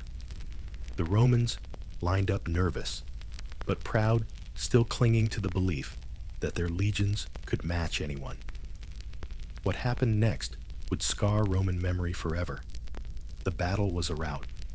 The Gauls came at them with long swords, flashing cloaks, billowing hair stiffened into lime-crested spikes that gleamed in the sun. The Roman formation crumbled almost immediately. The left flank was overwhelmed, panic spread, and soon the entire Roman force dissolved into a stampede of terrified soldiers. Some fled toward Veii, others back to Rome. The Gauls pursued, cutting men down, capturing standards, and filling the air with their terrible war cries. The river Allia ran red, and in Roman lore, the very name Allia became synonymous with disaster. To fight a day like the Allia was to face calamity. The road to Rome now lay wide open. The Gauls marched straight to the city, and here Roman memory mixes with legend. The gates, we are told, had been left open in panic. Citizens fled or barricaded themselves in the Capitoline Hill, leaving the rest of the city abandoned. The Gauls swarmed in looting houses, setting fires, and feasting on the spoils of a city that had grown too quickly, too confident, and too vulnerable. For 7 months, the Gauls occupied Rome like a wolf sitting in the sheepfold. They laid siege to the Capitoline Hill, where a small band of defenders held out, hungry but stubborn. This is the siege where the geese of Juno supposedly saved Rome. One night, when Gaulish warriors attempted a stealthy climb up the cliffs, the sacred geese honked loudly enough to rouse the Roman sentries. The Romans repelled the attackers, and the geese were immortalized in Roman lore as unlikely feathered heroes. The dogs, meanwhile, who had failed to bark, were allegedly punished with crucifixion. Romans had very long memories, especially when it came to public shaming. But for all the drama, the Gauls were not there to build an empire. They wanted wealth, not territory. After months of siege, starvation, and frustration, Brennus opened negotiations. The Romans, desperate, agreed to pay 1,000 pounds of gold as ransom. When the scales were brought out, the Romans complained the Gauls were cheating with weighted measures. Brennus, according to legend, flung his sword onto the scales to tip them further and declared Vae Victis, woe to the vanquished. It was the ultimate mic drop of ancient history, and it seared itself into Roman pride like a scar. The Romans eventually spun stories of revenge, insisting they rallied and drove the Gauls out before paying the ransom. But most historians believe the gold was indeed handed over. Rome had been humiliated, and humiliation leaves a sharper sting than defeat. From that day forward, Romans harbored a deep, almost irrational fear of the Gauls. Centuries later, Roman mothers would still frighten misbehaving children with the warning, the Gauls are coming. It was less bedtime story, more bedtime threat. And yet, ironically, the sack of Rome became the making of Rome. In the ashes of humiliation, they reformed their army-building flexibility into the manipular legion. They strengthened their walls. The Servian wall rose as a direct response to Gaulish terror.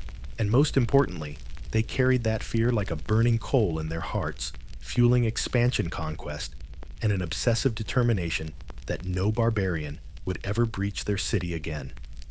Fear became policy, and policy built empire. For the Gauls, the sack was not the beginning of a long occupation, but just one dramatic raid in a long tradition of movement and opportunism. They returned north, richer than before, their reputation as terrifying warriors cemented.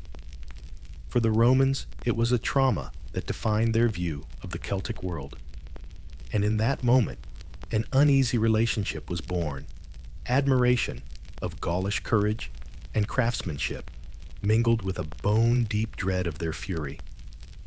It would not be the last time the two peoples crossed paths in war, but it was the first time Rome learned what it felt like to kneel under the weight of Gaulish swords, and it never forgot. After the sack of Rome, the Gauls didn't just vanish back into their alpine valleys. They had discovered something tantalizing in Italy: fertile plains, bustling trade routes, and cities fat with plunder. So in the centuries that followed, Gaulish tribes crossed and recrossed the Alps like tides. They settled in the Po Valley, a land Romans later called Cisalpine Gaul, on this side of the Alps. To the Romans, it was their backyard. To the Gauls, it was an irresistible frontier, full of opportunity, but also the stage for some of the bloodiest clashes of the ancient world. By the 4th and 3rd centuries BCE, several Celtic tribes had established themselves firmly in northern Italy. The Senones, who had once sacked Rome, held sway over the Adriatic coast. The Insubres settled near what is now Milan. The Boii roamed the Aemilia Plain, their name later lending itself to Bologna. Each tribe carved out fertile land, built settlements, and kept up the old traditions of raiding. For Rome, these tribes were not distant barbarians anymore. They were neighbors, and neighbors with long swords are rarely peaceful. Conflicts flared again and again. Sometimes it was raids on Roman allies, sometimes Roman expansion brushing against tribal lands. The wars often took on a tragic rhythm: Romans advancing North Gauls, sweeping south battles, erupting cities burning. One of the most notorious came in 225 BCE at the Battle of Telamon.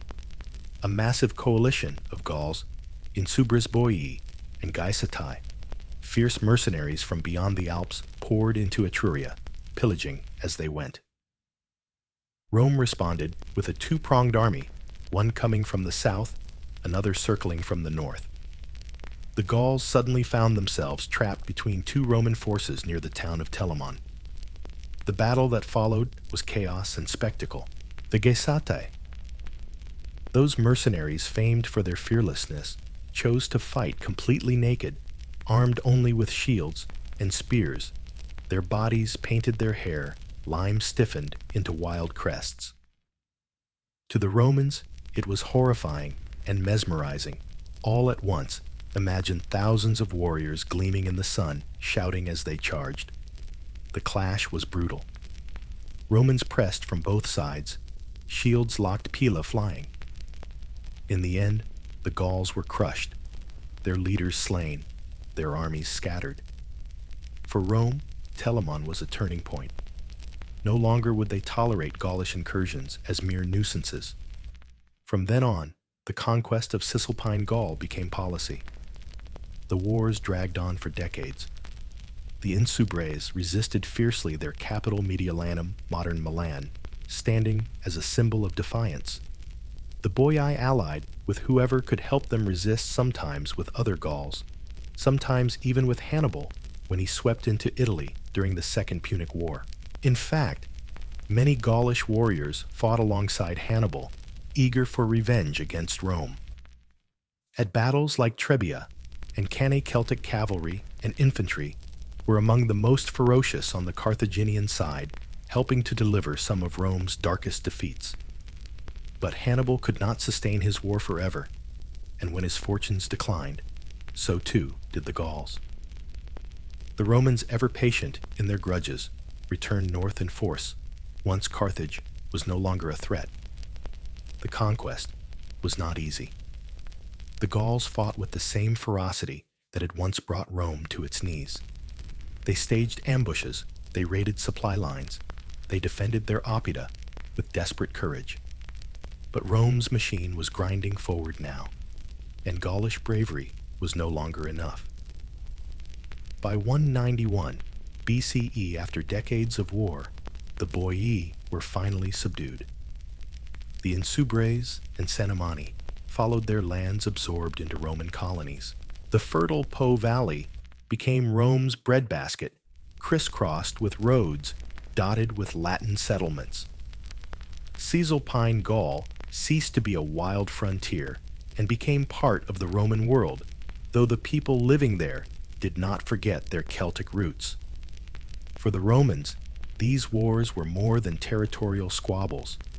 They were therapy for an old wound. The memory of Brennus tossing his sword onto the ransom scales still burned in the Roman imagination. Each victory in northern Italy was not just practical, it was symbolic, a step toward erasing the humiliation of the sack of Rome. To defeat the Gauls on their own soil, to plant Roman colonies where Celtic oppida once stood, was to prove that Rome had conquered its old terror. Yet the Gauls left their mark, even in defeat. Roman soldiers who fought them brought back tales of their courage, their wild music, their dazzling weapons. Roman craftsmen imitated Gaulish styles, especially in metalwork, and Roman generals, when speaking of their victories, always emphasized the bravery of their opponents, because, of course, the greater the foe, the greater the glory. The Gauls may have been defeated in Cisalpine Italy, but in Rome's memory, they remained larger than life. So picture northern Italy in those centuries, fields fertile, with wheat rivers flowing down from the Alps villages, ringed with timber walls. In those valleys, Gaulish tribes clashed with Roman legions again and again, leaving bones scattered in fields, names etched into history. It was a frontier on fire, a place where Roman discipline met Celtic fury, and where the balance of power in Italy was decided. By the time the smoke cleared, Rome stood taller, but always with one wary glance toward the north. Because Gaul was not yet fully conquered, and the shadow of its warriors still loomed across the Alps, long before Caesar sharpened his quills to write about the Gauls, another world had already drifted into their orbit, the glittering, sun-soaked world of the Mediterranean. For centuries, Greek sailors had been hugging the coastlines, trading amphorae of wine olive oil and fine pottery for northern goods. To them, Gaul was a mysterious forested land of warriors and resources, a place both enticing and dangerous. And so, on the rocky southern coast of France, a Greek city was planted, Massalia, modern Marseille, founded around 600 BCE by sailors from Phocaea. It was here that Gaul and Greece first truly shook hands, exchanging goods, gods, and grudges. Imagine walking through Massalia in its early days.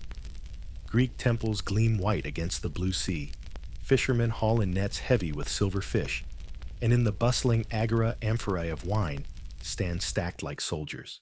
Into this city stream, the Gauls cloaked in bright colors, their hair lime-stiffened, their necks weighted with torques. They come with carts laden with hides, salt amber from the Baltic, and slaves captured in raids. They eye the Greek goods, hungrily find pottery, painted with myths of Heracles and Athena bronze, vessels polished until they glow, and above all, wine. Oh yes, wine. If Gaulish society had a collective weakness, it was for this intoxicating Mediterranean import. The amphorae that archaeologists dig up across Gaul, their clay stamped with Greek symbols, are testimony to just how deep the love affair went. Some chieftains drank wine by the bucket, not the cup, declaring their wealth with every gulp. A Greek crater, big enough to mix wine for an entire feast, has been found in a Gaulish burial mound, like a giant trophy of indulgence. But trade was not just about indulgence. The Greeks received in return things they valued dearly. Timber from Gaul built ships, salt preserved food. Amber gleamed in jewelry. Iron weapons crafted in La Tène style traveled south. The Gauls were not passive recipients. They were shrewd negotiators, perfectly aware of the value of their goods. For every amphora of wine hauled north, wagons of raw materials rolled south. This two-way current of commerce slowly knitted Gaul into the fabric of Mediterranean life. Of course, with trade came culture. Greek pottery, depicting mythological scenes, ended up in Gaulish feasting halls, and soon Celtic artisans were imitating the motifs. A pot might show Heracles wrestling a lion only for a Gaulish smith to adapt the figure into a swirling abstract warrior on his shield. Gods too began to mingle. Some Gaulish tribes equated their deities with Greek ones. Lugus was likened to Hermes Tyrannus to Zeus. The lines blurred until the divine spoke in two languages at once. Even coinage once alien to Gaul was adopted after contact with Massalia. At first, Gaulish coins imitated Greek designs, showing Apollo or other familiar gods. But gradually, spirals and Celtic motifs twisted the imagery into something distinctively Gaulish. The coins tell a story of a people absorbing foreign influence without losing themselves, remixing, not copying. But the Gauls were not always polite customers. Massalia, wealthy and vulnerable, sat like a jewel on the coast. The Gauls eyed it with both admiration and envy. Raids on Greek traders were not uncommon, and Massalia had to rely on alliances with Rome and other powers to keep the Gauls in check. Yet despite the tension, neither side could live without the other. The Gauls wanted wine and prestige goods. The Greeks wanted northern resources. It was a marriage of convenience, sometimes stormy, always necessary. Beyond the Greeks, the Etruscans of Italy, also linked with Gaul. Trade networks stretched across the Alps, carrying bronze vessels, mirrors, and ornaments into Celtic lands. Some Etruscan goods ended up in elite Gaulish burials, suggesting that chiefs flaunted them as proof of connection to the wider world. Imagine a Celtic chieftain sipping wine from an Etruscan bronze cup, wearing a torque of local gold, while his bard sang songs in a Celtic tongue. It was globalization, Iron Age style, where every object on the table told a story of exchange. And then came Rome. At first, Rome was simply another trading partner on the Mediterranean horizon. But as Roman power grew, its influence crept northward. Roads and colonies reached toward Gaul. In 121 BCE, after a series of conflicts, Rome carved out its first Gallic province in the south, Gallia Narbonensis, centered on what is now Provence. Roman merchants, settlers, and soldiers followed, laying roads, founding towns, and reshaping the land. The Gauls now faced not just Greek traders, but the Roman juggernaut, a neighbor that traded with one hand and wielded the sword with the other. But long before legions marched, it was the Greeks of Massalia who opened the door. Through amphorae of wine, the Gauls tasted the Mediterranean. Through bronze vessels, they glimpsed southern craftsmanship. Through coins and gods, they dipped into a cultural exchange that blurred the line between barbarian and civilized. The Gauls were no longer isolated tribes hidden in forests.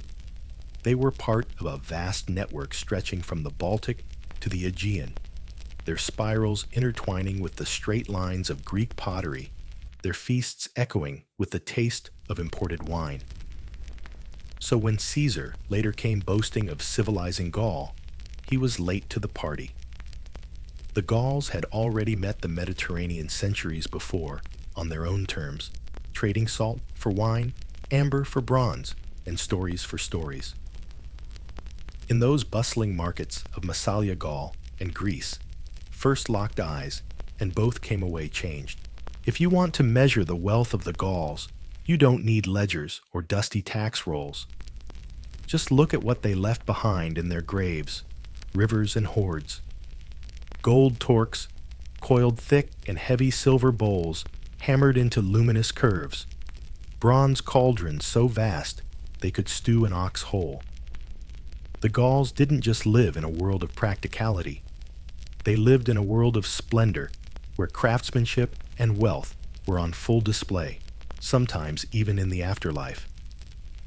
To walk through a Gaulish oppidum in its heyday must have been like walking through a marketplace where utility and artistry held hands, every tool and ornament doubling as both function and statement. One of the most striking transformations in Gaul was the adoption of coinage.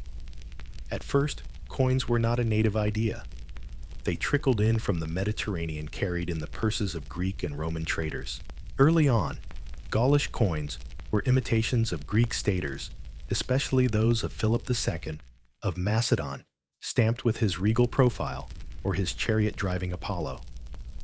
But the Gauls, being Gauls, couldn't resist tweaking the designs.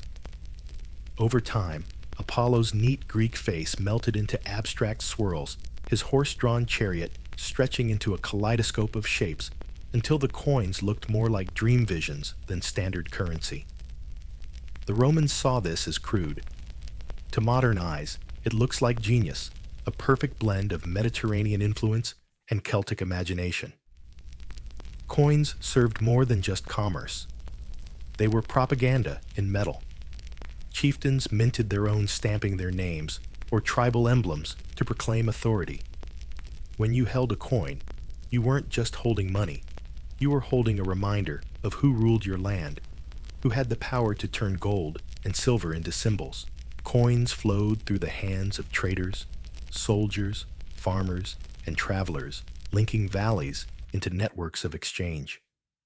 They jingled in pouches at feasts, clinked in payment for wine amphorae, and glittered in hoards buried for safekeeping during troubled times. Archaeologists still unearth these treasures, piles of Gaulish coins, some never reclaimed, sleeping underground for 2,000 years. But coinage was only one side of Gaulish wealth. Craftsmanship was everywhere, and it was dazzling. Torques remain the iconic emblem of Celtic artistry. Thick neck rings of twisted gold or bronze, their terminals sculpted into faces, animals, or intricate knots. To wear one was to declare status, wealth, and sacred protection. A torque wasn't just jewelry, it was a statement. Warriors wore them into battle, as if daring the enemy to try and strip away their power. Nobles were buried with them, as though they might need to impress the gods in the afterlife. Roman generals later captured torques, displaying them in triumphs as proof that they had conquered a people who draped themselves in gold. Weapons, too, were canvases for art. Sword scabbards gleamed with engraved spirals and animal motifs. Shield bosses bulged with repoussé designs of faces that seemed to watch the battlefield. Helmets sprouted horns, wings or crests, transforming warriors into something otherworldly. To the Gauls, war was never just killing. It was performance, and performance demanded props worthy of the stage. Even utilitarian objects, fibulae, to pin cloaks, buckets to carry ale cauldrons to cook feasts, were crafted with flair. The famous Gundestrup cauldron, though discovered in Denmark, is thought to be Celtic in origin, its panels etched with gods, warriors, and beasts in exquisite detail. Imagine drinking from a vessel that itself told stories, each sip mingling with myth. Feasting was where wealth went on parade. Chiefs displayed their power not by hoarding gold, but by spending at lavish banquets with meat-piled high wine flowing in imported craters, music filling the hall.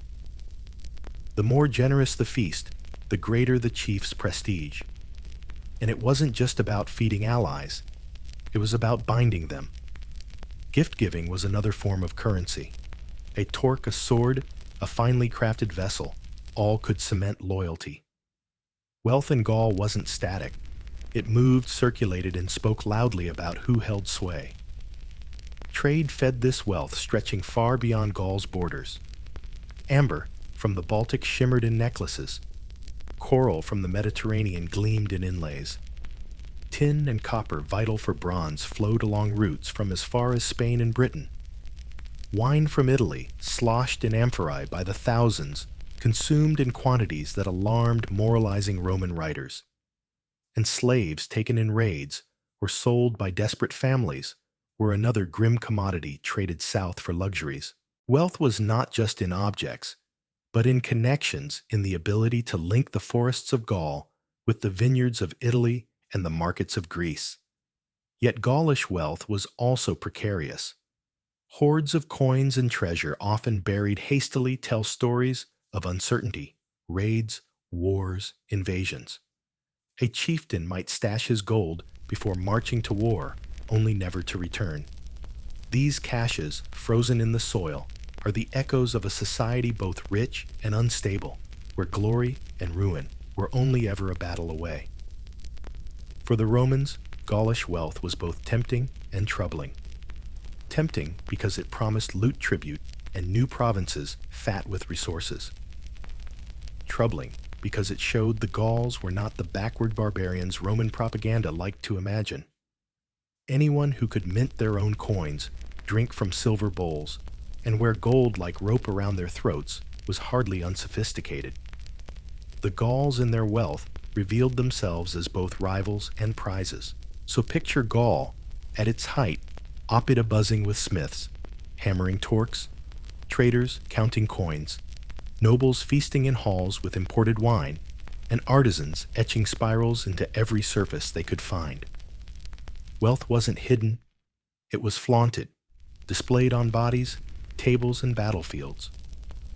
The Gauls lived in a world where even the simplest buckle could be beautiful, and where gold and silver spoke louder than words. It was a society rich not only in resources, but in imagination, where craft turned into identity and identity into legend. Step through the wooden gates of a Gaulish oppidum, and you find yourself in a world that feels halfway between a village and a city, a place both bustling with life and bristling with defenses. These oppida-fortified hilltop settlements were the heartbeats of late Iron Age Gaul. They were not sprawling metropolises like Rome or Athens, but they were far more than simple farmsteads. They were proto-cities, centers of power, trade craftsmanship, and culture where the future of Gaul was hammered out as loudly as any sword in a smithy. From afar, the first thing you'd notice was the wall. The Gauls had a particular genius for fortifications, and their style became famous enough that Caesar himself described it in detail, the Murus Gallicus. Imagine a massive timber framework logs, crisscrossed and held together with iron nails, then filled with stone and earth. The result was a wall both sturdy and flexible, able to withstand battering and fire, better than many contemporary defenses. These walls snaked around the oppida like protective arms crowned with wooden towers and gates. For an enemy, the sight must have been daunting fortresses bristling on high ground commanding the valleys below. Pass through the gates, however, and the atmosphere shifts. Streets of packed earth wind between timber and daub houses, smoke curling from hearth fires, the smells of baking bread and roasting meat mingling with the sharper tang of forged smoke. At the center lies a large open space, part marketplace, part meeting ground, where traders lay out goods on cloths and tables. Amphorae of Italian wine stand beside heaps of salt coils of rope, bundles of wool, amber beads, bronze tools, and iron weapons.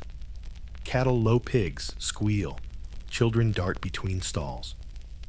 It is noisy, chaotic alive. Craftsmen are everywhere.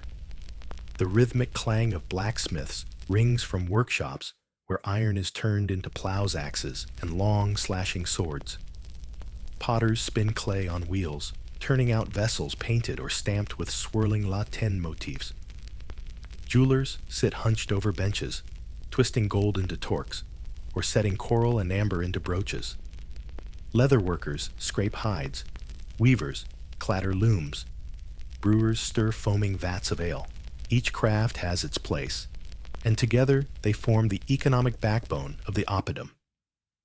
In a world where farming sustained survival, these artisans provided the sparkle, the edge, the tools that lifted Gaulish life beyond subsistence.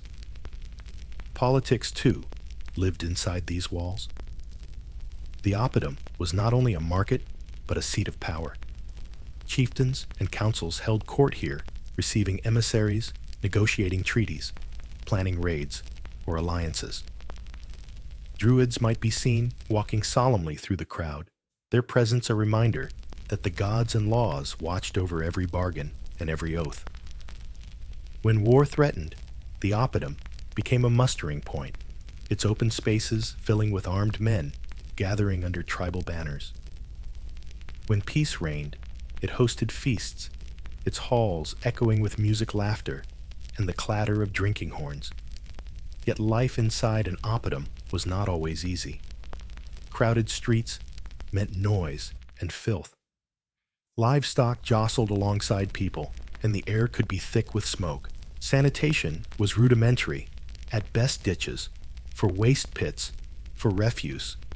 Disease no doubt spread quickly, and though walls offered protection, they also made oppida prime targets. A rival tribe, a band of raiders, or a Roman army could lay siege, turning daily bustle into desperate defense. The very concentration of wealth and people that made oppida powerful also made them vulnerable. Still, their importance was undeniable. Oppida were nodes in a web of trade that stretched across Europe. From the Mediterranean came wine oil, glass beads, and luxury pottery. From the north and west came tin amber and furs. From within, Gaul itself, flowed grain, livestock, iron, and salt. Traders who spoke different dialects mingled in these markets, exchanging goods and gossip. Coins clinked in pouches, a new language of wealth spreading tribe by tribe. For many Gauls, the oppidum was their first brush with something like urban life, a place where anonymity existed, where strangers met, where culture spread quickly from one valley to another. Religious life pulsed here as well. Within the oppidum might stand shrines, simple wooden structures, sacred enclosures, or even open-air altars. Offerings of weapons, jewelry, or animals might be left dedicating the wealth of the tribe to the gods. Sacred groves often lay just outside the walls, where druids performed more solemn rites, but within the oppidum, the presence of the divine was never far away. Life, politics, commerce, and faith all overlapped in these living fortresses. And perhaps most importantly, the oppida represented identity. To belong to one was to belong to a tribe, to a people. Its walls declared permanence. We are here, we are strong, and we are not going anywhere. When Caesar later marched into Gaul, he knew that to break the tribes, he had to break their oppida. They were not just strongholds of timber and stone. They were strongholds of memory, pride, and community. So imagine yourself standing in Bibracte, the great oppidum of the Aedui, or in Gergovia of the Arverni. Around you swirl merchants hawking wares, warriors sharpening swords, children playing in the dust, priests murmuring over offerings. Smoke from hearths rises into the sky, blending with the cries of animals and the clang of metal. It is chaotic, it is vibrant, it is alive. This is Gaul at its most dynamic, not in a lonely farmstead or a raiding band, but here inside the beating heart of the oppidum, where wealth, power, faith, and daily life came together in a swirl as intricate as the spirals carved into their shields.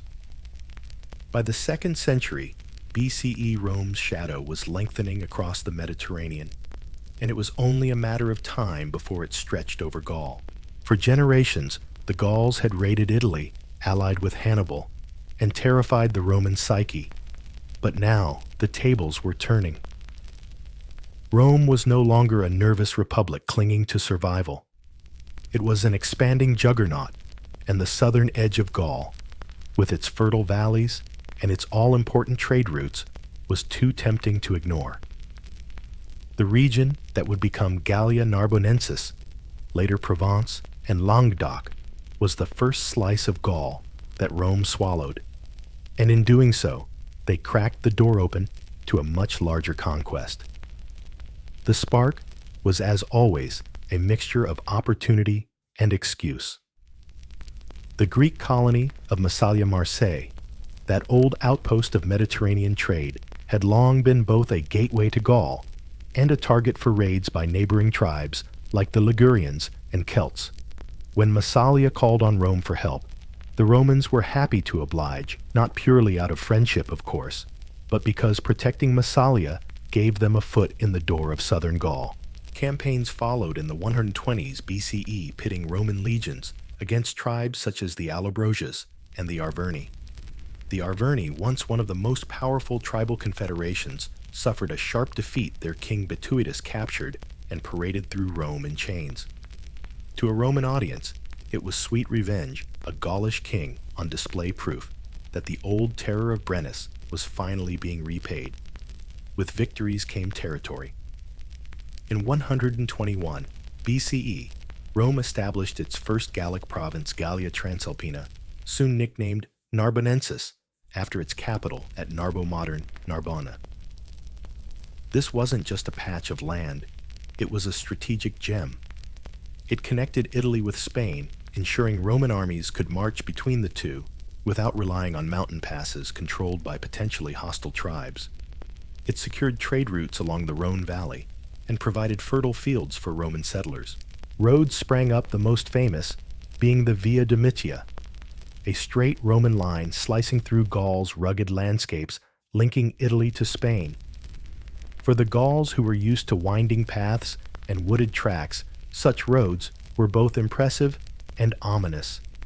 They weren't just infrastructure, they were veins of empire pulsing Roman control into the land. Of course, not all Gauls were hostile to this creeping Roman presence. Some tribes, like the Aedui, saw advantage in allying with Rome, hoping to use the legions as a counterweight against rival tribes. Others, like the Allobroge, resisted fiercely, only to be beaten down. The result was a patchwork of loyalties. Some tribes Romanized, quickly adopting Latin scripts, coinage, and goods. Others simmered with resentment, waiting for their chance to push back. Divide and conquer was already at work with Rome, deftly playing tribal rivalries to its advantage. Daily life in Narbonensis soon began to look more Roman than Celtic. Markets filled with amphorae of Italian wine. Roman villas sprouted in the countryside, and Roman law began to supplant tribal customs. Latin inscriptions appeared alongside Celtic ones, and Roman gods were worshipped in temples built near sacred groves. Yet even here, the old ways did not vanish. Druids still whispered in forests, spirals still adorned jewelry, and the Gaulish tongue echoed through the valleys. Romanization was a process, not a lightning strike. The province became a frontier where two worlds overlapped, clashing at times, blending at others. For Rome, Narbonensis was only the beginning. Success in the south emboldened senators and generals to dream bigger. If one province could be secured, why not more? Why stop at the Rhone when the Loire beckoned, or at the Alps when the Rhine shimmered beyond? The establishment of Narbonensis shifted Gaul from being a distant land of raiders and traders into Rome's backyard, and Romans had never been good at leaving their neighbors alone. By planting their eagle standards in southern Gaul, they had declared intentionally, or not, that the conquest of the rest was only a matter of time.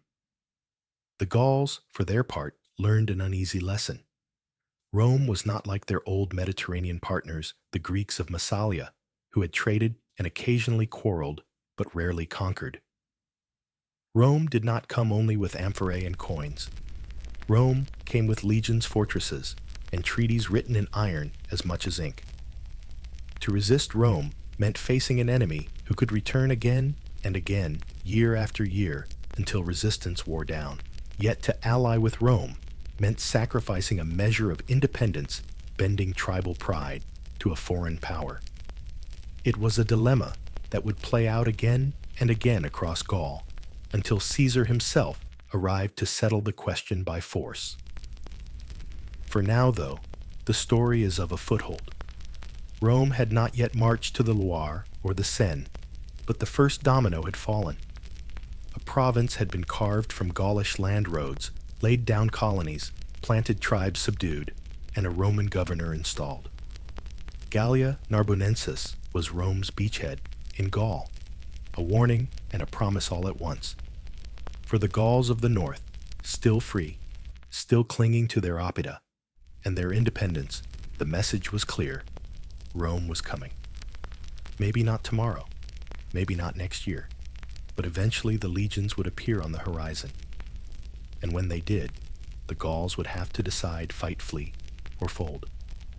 In the spring of 58 BCE, something extraordinary stirred in the valleys of modern Switzerland. The Helvetii, a proud Celtic tribe, hemmed in by mountains and pressure from neighbors, decided they had had enough of their cramped homeland. Instead of eking out life in the narrow alpine pastures, they dreamed of a new home, a land wide and fertile where their people could stretch out like seeds scattered across the wind. And so, in one of history's most dramatic migrations, the Helvetii packed up their entire nation and set it moving westward. Imagine it not just warriors, but women, children, elders, wagons creaking with possessions, herds of cattle lowing as they shuffled along. Some 350,000 souls, according to Caesar's famous tally, likely an exaggeration, but still immense, winding across the landscape in a human river of determination. Why did they leave? Partly pressure. Germanic tribes beyond the Rhine, like Ariovistus and his followers, were pushing westward, threatening the Helvetii from the north and east. Their land, though rich in some valleys, was constrained by mountains. And in a society that valued expansion, plunder and prestige being cornered in the Alps was intolerable. To the Helvetii, migration was not flight. It was destiny, the chance to claim something greater. Their plan was bold: abandon their homeland entirely, burn their villages, so there could be no turning back, and march into Western Gaul, carving out a new territory. To a people with a warrior ethos, it must have felt both terrifying and exhilarating, cutting ties with the past, betting everything on the future. They did not march secretly. This was no stealthy migration slipping through mountain passes. It was spectacle, a declaration to the world: we are coming, and we cannot be ignored. Tribes along their intended route trembled. Imagine standing on a hilltop and seeing a column of people stretching beyond the horizon, warriors guarding the flanks, wagons piled with possessions, smoke rising from campfires as the nation moved like a single living creature. For the Helvetii, this was identity on the march. For their neighbors, it was invasion. And then their path crossed with Julius Caesar. Newly arrived as governor of Roman Gaul, Caesar was still a politician hungry for glory, a man whose name was not yet etched in marble. He saw in the Helvetii both danger and opportunity. Danger because their migration threatened Rome's allies in Gaul, like the Aedui. Opportunity because defeating such a vast migration would bring him prestige back home, the kind of headlines that turned ambitious governors into rising stars. Caesar, always ready to turn war into propaganda, seized the moment. At first, the Helvetii tried to negotiate. They asked Caesar for permission to pass peacefully through the Roman province of Narbonensis to cross into Western Gaul without trouble.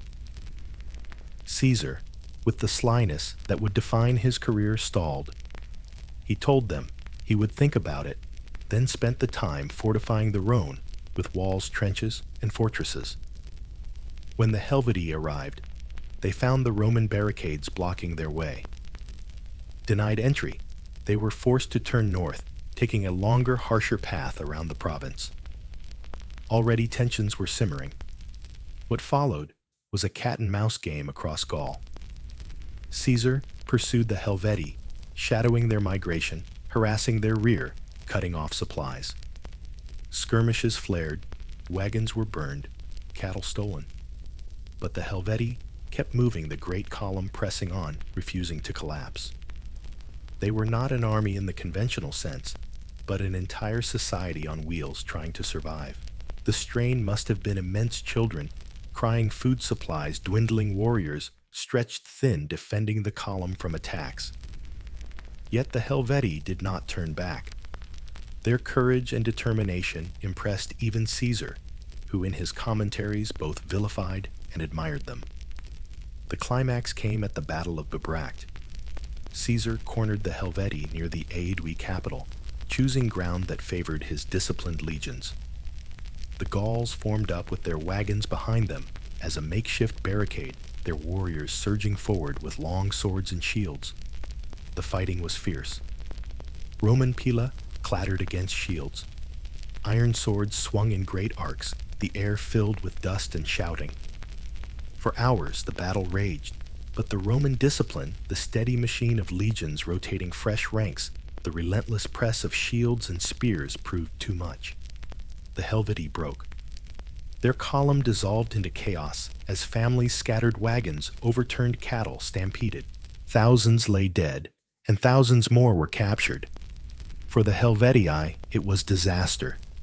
For Caesar, it was triumph. But here's the twist. Caesar did not destroy them completely.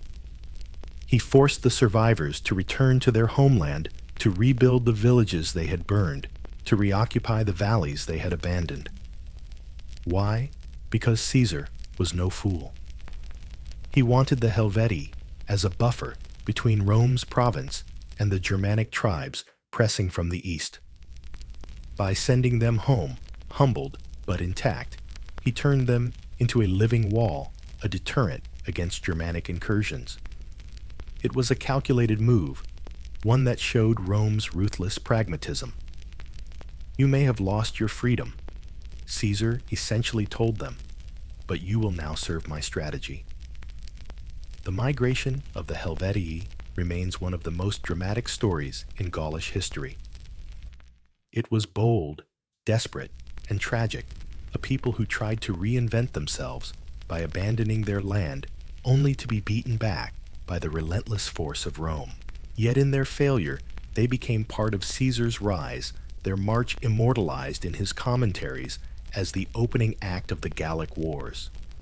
And for the Romans, their story was a cautionary tale proof of the dangers of letting large groups of barbarians wander unchecked, and proof of the glory that came from defeating them.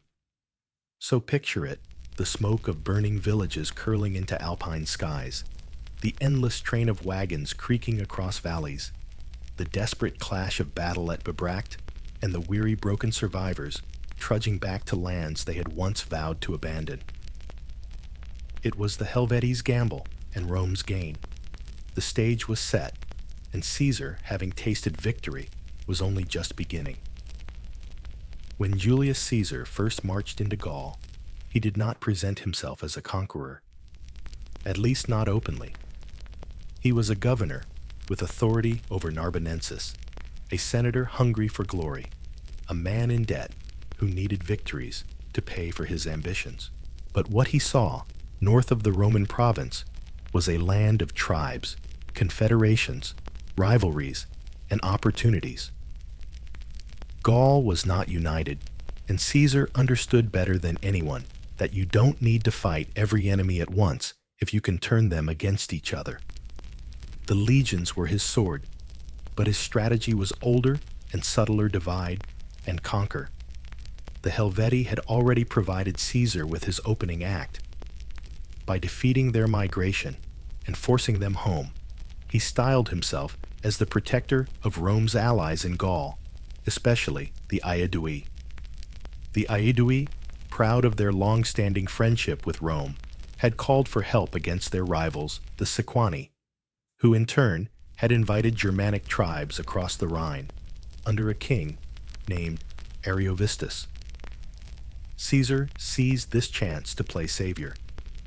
He told the Gauls he would defend them from Ariovistus, but of course he also had an eye on adding to his own legend.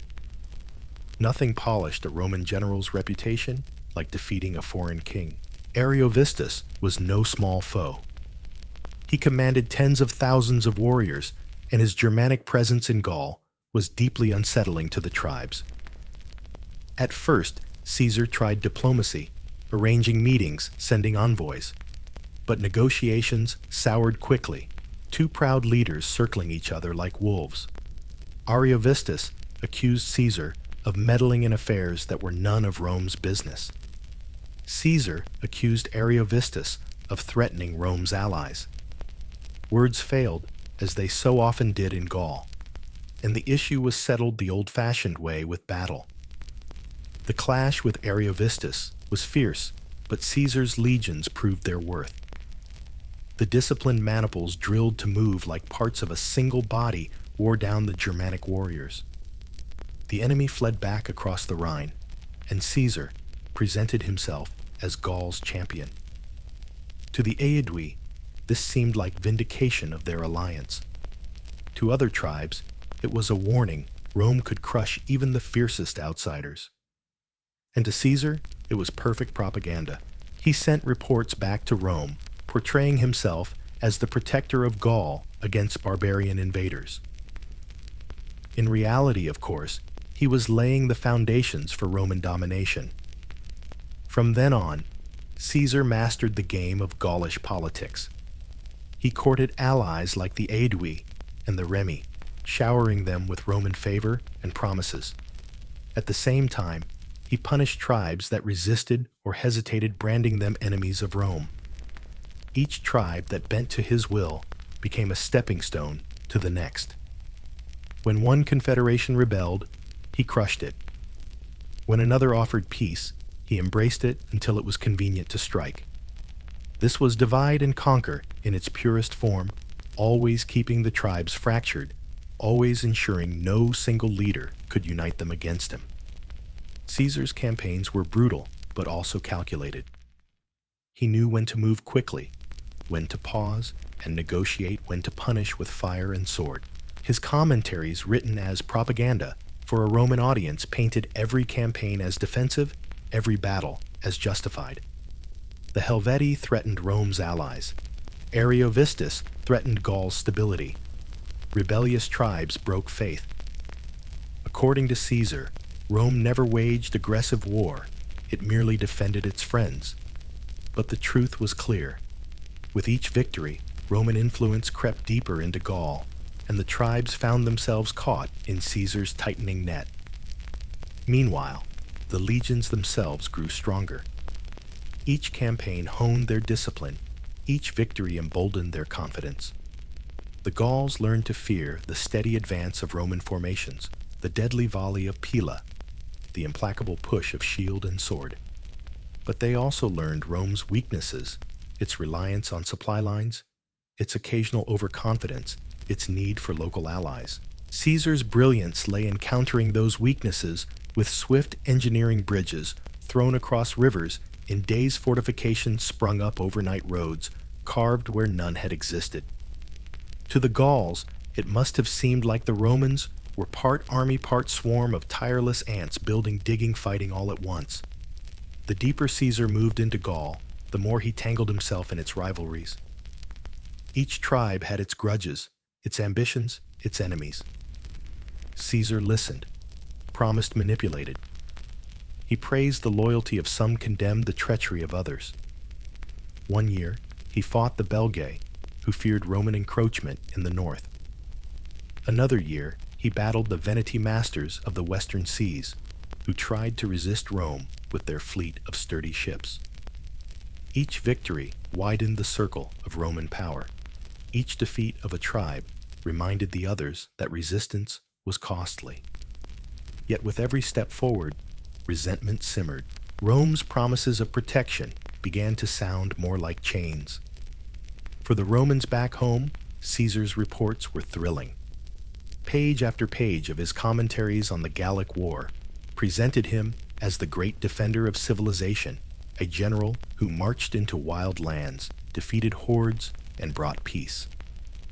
He carefully omitted the harsher details, the massacres, the enslavements, the burned fields.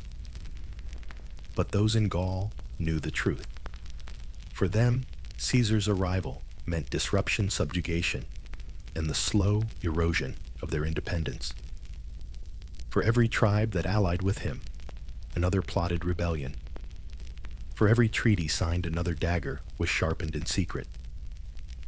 By the late 50s, BCE Caesar had made himself master of Gaul in all but name. Yet it was a fragile mastery, built on shifting alliances and the fear of Roman arms. He had crushed the Helvetii, expelled Ariovistus, subdued the Belgae, and cowed the West. But beneath the surface, the tribes were restless. They watched Rome's roads, cutting through their lands, Rome's coins jingling in their markets, Rome's governors dictating their politics. And as the resentment built, one thing became clear: a reckoning was coming. Caesar might be the master of divide and conquer, but eventually someone would rise to unite the divided. For now, though, the Roman governor was triumphant. His enemies scattered his allies. Obedient, his reputation back in Rome, soaring higher with every dispatch. Gaul, once a patchwork of tribes squabbling in valleys, was being pulled into the orbit of a single man's ambition. The stage was set, the pieces arranged, and Caesar was ready to play his hand. By 53 BCE, Caesar had been stomping around Gaul for years, winning battles, writing glowing reports back to Rome, and lining his political future with the spoils of conquest. To read his commentaries, you'd think the whole land had fallen obediently at his feet, the tribes grateful for Rome's protection. But underneath the surface, resentment was smoldering like embers in a dry field, waiting for the right wind to flare into flame. And that wind came suddenly, carried on whispers of rebellion, until the whole of Gaul threatened to blaze against Roman rule. The trouble began fittingly in the heartland. The Carnutes, a central tribe known for their sacred groves and druidic gatherings, struck the spark. In 52 BCE, they launched a sudden savage attack on a Roman settlement at Cenabum, massacring traders and soldiers alike. It was not just violence, it was a statement. The Romans had imposed themselves as masters, and the Carnutes declared with blood that Gaul would not kneel quietly. Word of the uprising spread with astonishing speed. Across valleys and rivers, tribes heard the call: resist Rome, now or never. It was as if the entire land had been holding its breath, waiting for someone brave enough or desperate enough to shout the first defiance. Caesar, of course, was caught off guard. He had been wintering far away, his legions scattered across Gaul in different quarters, thinly spread, like butter on too much bread. The rebellion was clever, timed to strike when the Romans were weakest. But if Gaul thought the governor would be slow to react, they had misjudged the man. Caesar was famous for his speed, and when word reached him of the uprising, he marched through snow and frost with a force that seemed almost inhuman. His soldiers trudged through icy rivers and bitter winds, and within days he was at Cenabum, burning it to the ground in retaliation. The message was brutal and clear: revolt, and Rome will answer with fire. But the fire would not be so easily put out. Other tribes joined the cause, spurred by old grudges and the chance to reclaim independence. The Arverni, the Bituriges, the Senones, the Cadurci tribes, large and small, declared their resistance. Meetings were held in groves, oaths sworn over sacrifices, alliances forged where once there had only been rivalry. For the first time in years, the possibility of a united Gaul flickered into life. Rome had long relied on tribal division to keep the land in check, but now the dream of a single defiant front against the legions was stirring. The rebellion was not just political, it was personal. The memory of Roman massacres of villages burned, of thousands sold into slavery, fueled a deep fury. Gaul had seen enough of Roman alliance. Behind the rhetoric of protection lay subjugation, and behind Caesar's glowing reports to the Senate lay charred oppida and empty fields. To the tribes, resistance was not only honorable, but necessary for survival. If they did not rise, now Rome would grind their culture into dust. Caesar, meanwhile, doubled down on his ruthless pragmatism. He struck at rebel tribes with lightning marches, punishing them with slaughter or forced surrender. Yet the more he struck, the more resentment spread. Every Roman victory seemed only to deepen Gaul's resolve. Caesar may have been the most brilliant general of his age, but even he could feel the ground shifting beneath his feet. This was no longer a series of isolated revolts. It was the beginning of something larger, something dangerous. And yet, even in the chaos, old rivalries persisted. Not every tribe joined the revolt. The Aedui Rome's favored allies hesitated, torn between resentment of Caesar and dependence on his support. The Remi in the north remained loyal to Rome, wary of losing their privileged status. This hesitation, this inability to achieve full unity, would prove decisive.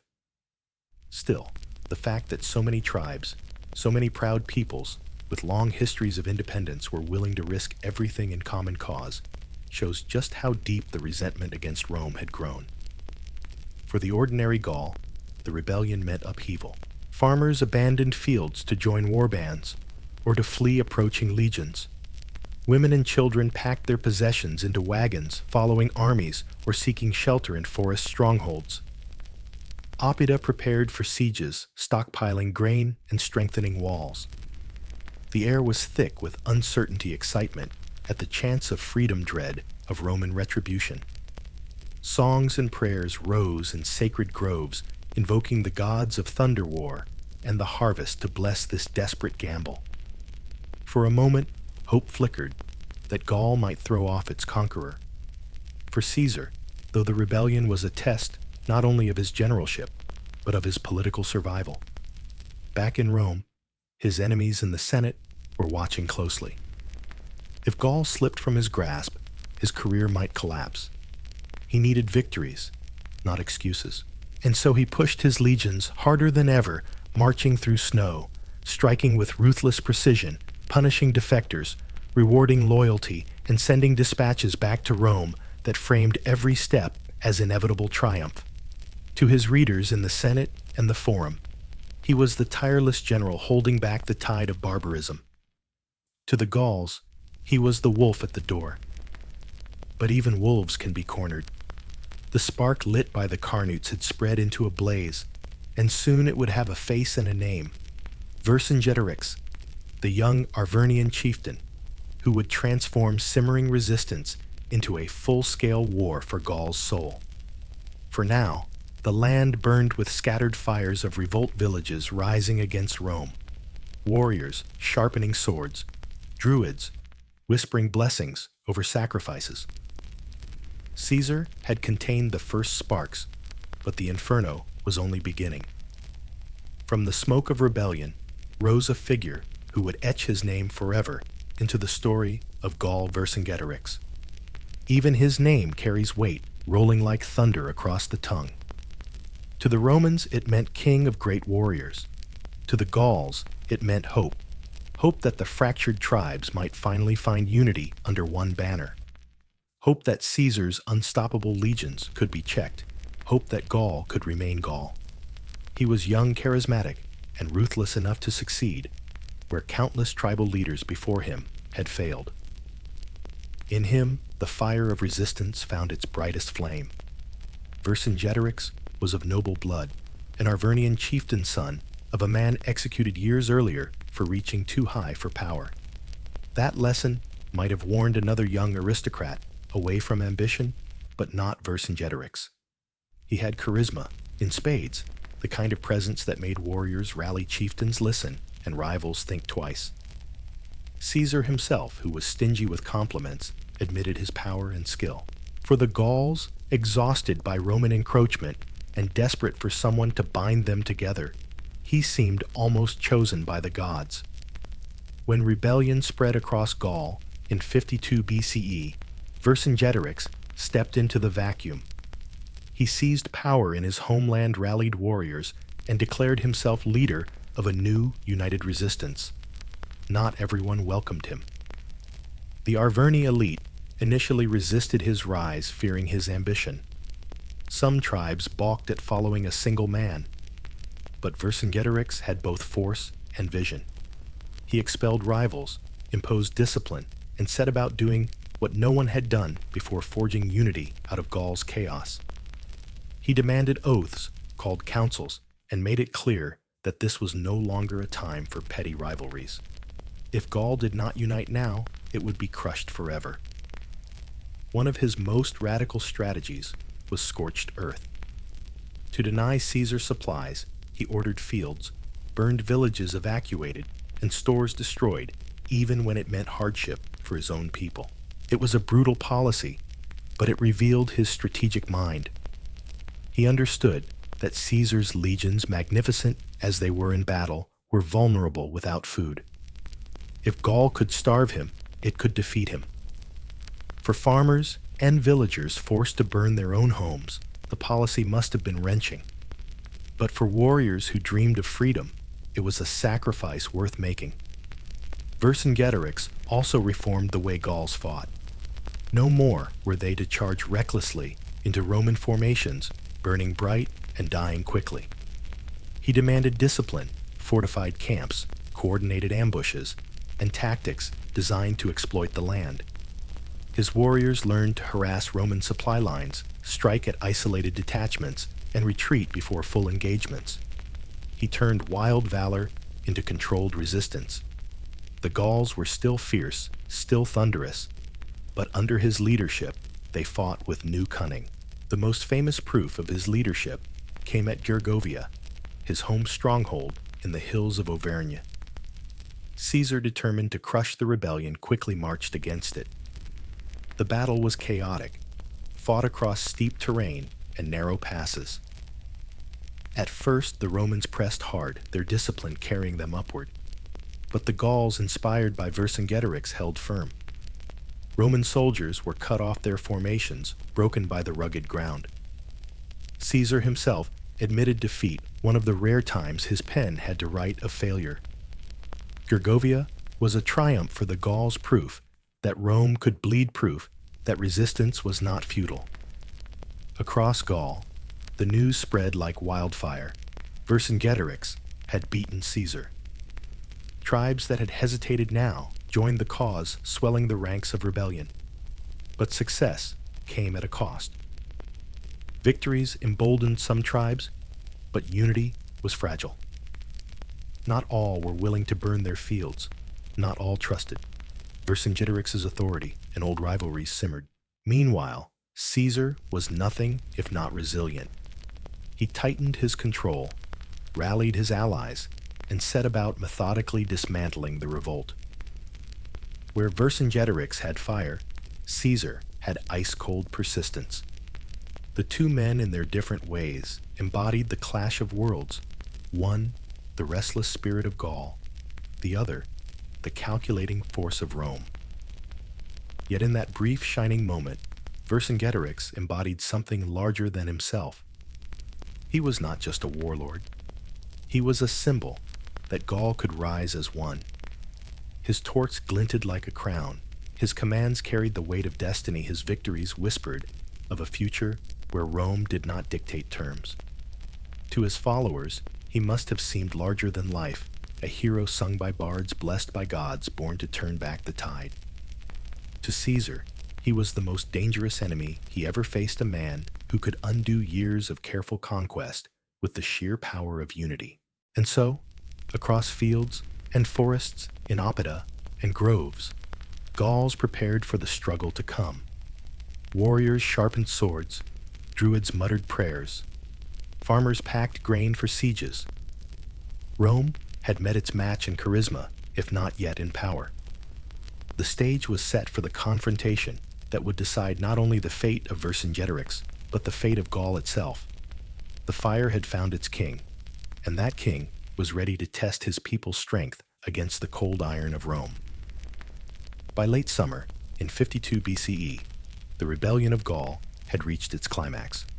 Vercingetorix, the young Arvernian chieftain who had unified tribes with charisma and ruthless discipline, found himself cornered by the relentless machine of Caesar's legions. After the seesaw of victories and defeats, after the triumph at Gergovia, after the setbacks in open battle, both leaders knew the war would be decided not by a skirmish, but by a test of endurance.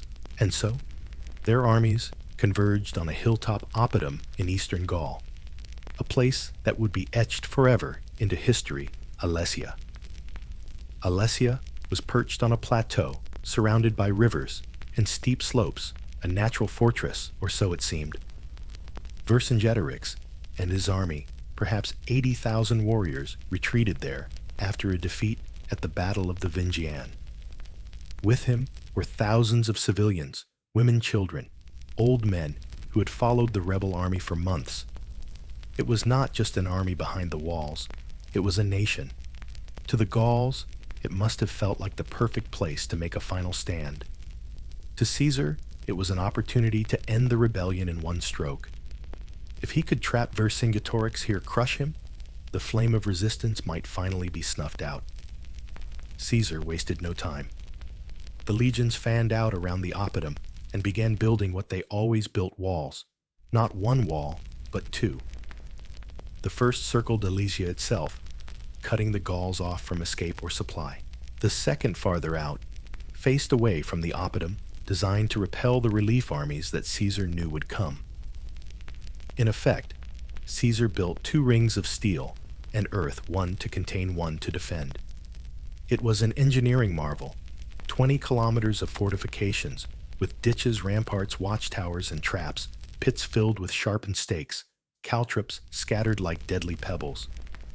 The Romans turned the landscape into a cage, and Vercingetorix was the lion within it. Inside Alesia, food was already scarce. Thousands of mouths strained the granaries, and though the Gauls had provisions, they could not last forever. Vercingetorix urged his warriors to hold out, to trust that reinforcements would come. And indeed, messages slipped through Roman lines, calling for aid. Across Gaul, the cry went out, "The Arverni king is trapped, but he fights for all of us. Send warriors now or never." The call was answered. From dozens of tribes, armies marched toward Alesia. Ancient sources prone to exaggeration claim they numbered 250,000 or more. Even if the true figure was half that, it was still enormous, one of the greatest armies Gaul had ever mustered, moving to break Caesar's stranglehold. When the relief force finally appeared, it was as if the horizon itself darkened with warriors. The Romans, huddled between their two walls, found themselves caught between hammer and anvil, Vercingetorix's men, behind them, the relief army before them. It was a nightmare scenario, and yet Caesar had designed his defenses precisely for this. For days, assaults thundered against Roman lines. Waves of Gauls charged the outer walls, while sorties erupted from inside Alesia. Roman legionaries fought with grim discipline, hurling pila-bracing shields, counterattacking where the pressure was greatest. The Carnax trumpets of the Gauls blared their warriors, screaming oaths as they flung themselves at ditches and stakes, trying to tear down palisades. Dust filled the air, mingled with the cries of wounded men, the clash of iron, the thunder of hooves. It was not one battle, but many fought across miles of earthworks, each assault testing Roman strength. At one point, the fighting nearly broke the Romans. A massive push at the weakest sector of the outer wall, led by fresh Gallic forces, drove the legionaries back. Panic rippled through the lines.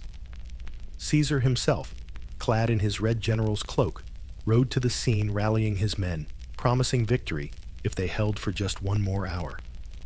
His presence steadied the line. Reinforcements poured in, the Romans counterattacked, and at last the Gallic assault wavered. Exhaustion set in. One by one, the relief armies withdrew, their dead littering the fields, their hopes shattered. Inside, Alesia Vercingetorix watched the horizon and saw no help coming. His gamble had failed. The siege dragged on only a little longer. Starvation gnawed at the defenders. In desperation, non-combatants, women, children, the elderly, were driven out of the Oppidum, hoping the Romans would take them in. But Caesar, cold and calculating, refused. He would not waste supplies on mouths that could not fight. And so, they lingered between the wall, caught in a no-man's land of hunger, slowly dying in sight of both sides. It was a grim, silent testimony to the cruelty of war. and to the merciless logic of siegecraft. Finally, Vercingetorix made his choice. To save his people from annihilation, he offered himself. Ancient writers describe the scene with tragic flourish. The Arvernian king, proud and tall, riding out of Alesia, circling Caesar's camp, dismounting, and laying down his weapons at the Romans' feet. Whether it happened so theatrically or not, the moment was unforgettable. The man who had dared to unite Gaul, who had beaten Caesar at Gergovia, and inspired a continent to rise, now stood defeated. His warriors surrendered, laying down arms, while the Romans marched in triumph. Alesia had fallen. The great rebellion was broken. For the Gauls, the defeat was devastating. Thousands were killed, thousands more enslaved. The dream of unity of independence collapsed on that hilltop. For Caesar, it was his crowning achievement, the victory he would trumpet in Rome as proof of his genius. Alesia was not just a battle. It was a spectacle, a demonstration of Roman engineering discipline and relentlessness. To this day, it is studied as one of the greatest sieges in history. But beyond the tactics and the numbers lies the human story, a people who dared to resist a leader who tried to bind them, and an empire that refused to be denied. Alesia was not merely the end of a rebellion, it was the moment Gaul's fate was sealed. The thunder of the Carnacs faded, the spirals of Celtic art gave way to Roman order, and the proud independence of Gaul was swallowed by empire. Vercingetorix would be paraded in chains through Rome, a symbol of Caesar's triumph before his execution. Yet even in defeat, his name endured, echoing like a last war cry. Across the centuries, the king who almost turned the tide. The dust had barely settled at Alesia when the true weight of defeat began to sink in. The great confederation of tribes so briefly united under Vercingetorix had shattered. Thousands of warriors lay dead, their bodies strewn across Caesar's siege works. Tens of thousands more were marched away in chains destined for Roman slave markets. And the survivors trudged homeward in silence, their oppida smoldering, their fields trampled. For Gaul Alesia was more than the loss of a battle, it was the loss of a future. The rebellion had been the last best chance to push Rome back across the Alps. Now, with the Arvernian king in chains, the conquest of Gaul was all but complete. Vercingetorix himself met a fate both humiliating and strangely immortal. Carried to Rome as a prisoner, he was kept for years, waiting for his role in Caesar's grand theater of triumph. In 46 BCE, when Caesar celebrated his victories in Gaul, the proud Arvernian was paraded through the streets, a living trophy for the cheering Roman crowds. His once bright torque and sword were gone, replaced with chains. At the end of the triumph, he was led to execution, likely strangled in the Tullianum prison. His death was brutal, but his memory lived on a symbol of defiance, even in defeat, a reminder that Gaul had not fallen without a fight. But Gaul itself had no time for mourning. Caesar pressed on with ruthless efficiency.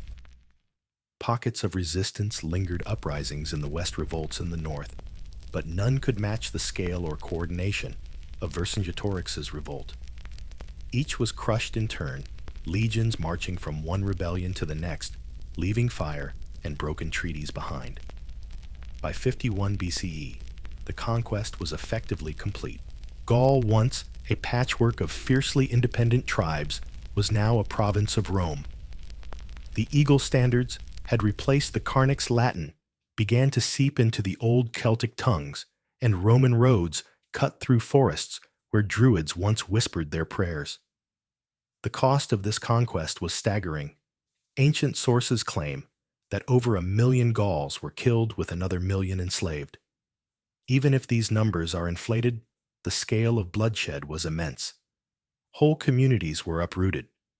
Oppida, that had once thrummed with life, were abandoned or repurposed as Roman towns. Where spirals had adorned shields and torques, Roman inscriptions now appeared on stone. The Druids, once the keepers of law and lore, were increasingly sidelined and eventually suppressed their power too threatening for Rome to tolerate. The Gauls did not vanish, but their way of life was fundamentally altered. And yet the story of Gaul did not end in total erasure. Roman conquest was as much assimilation as it was destruction. The Gauls, pragmatic as ever, adapted. They rebuilt under Roman order farmed fields that now supplied Rome and traded on roads that stretched across the empire. Celtic gods were blended with Roman ones, creating hybrid cults where Mercury became Lugus, Jupiter became Tyrannus, and local deities found new temples with Latin names. Gaulish artisans continued their crafts, now turning their skill to Roman tastes. Spirals still appeared, but now etched onto Roman helmets or carved into villa mosaics. Even the Gaulish tongue lingered, especially in the countryside, though Latin slowly became dominant, especially in law and administration. Out of this fusion, a new identity emerged, the Gallo-Roman. For Caesar, Gaul was the jewel in his crown.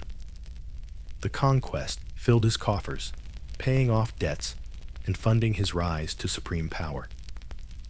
The legions, hardened by years of campaigning, became his personal instrument of ambition, and his commentaries on the Gallic War, with their crisp prose and carefully framed justifications, turned military conquest into political propaganda. To the Roman people, Caesar was the man who had avenged the sack of Rome centuries earlier, who had subdued the land that once humiliated their ancestors, who had expanded the republic's borders to the ocean and the Rhine. Gaul made Caesar, and by extension, Caesar remade Rome. For the Gauls, however, the memory of resistance never fully faded. Even under Roman rule, stories of Vercingetorix were whispered, his name kept alive as a symbol of the time when Gaul dared to stand as one.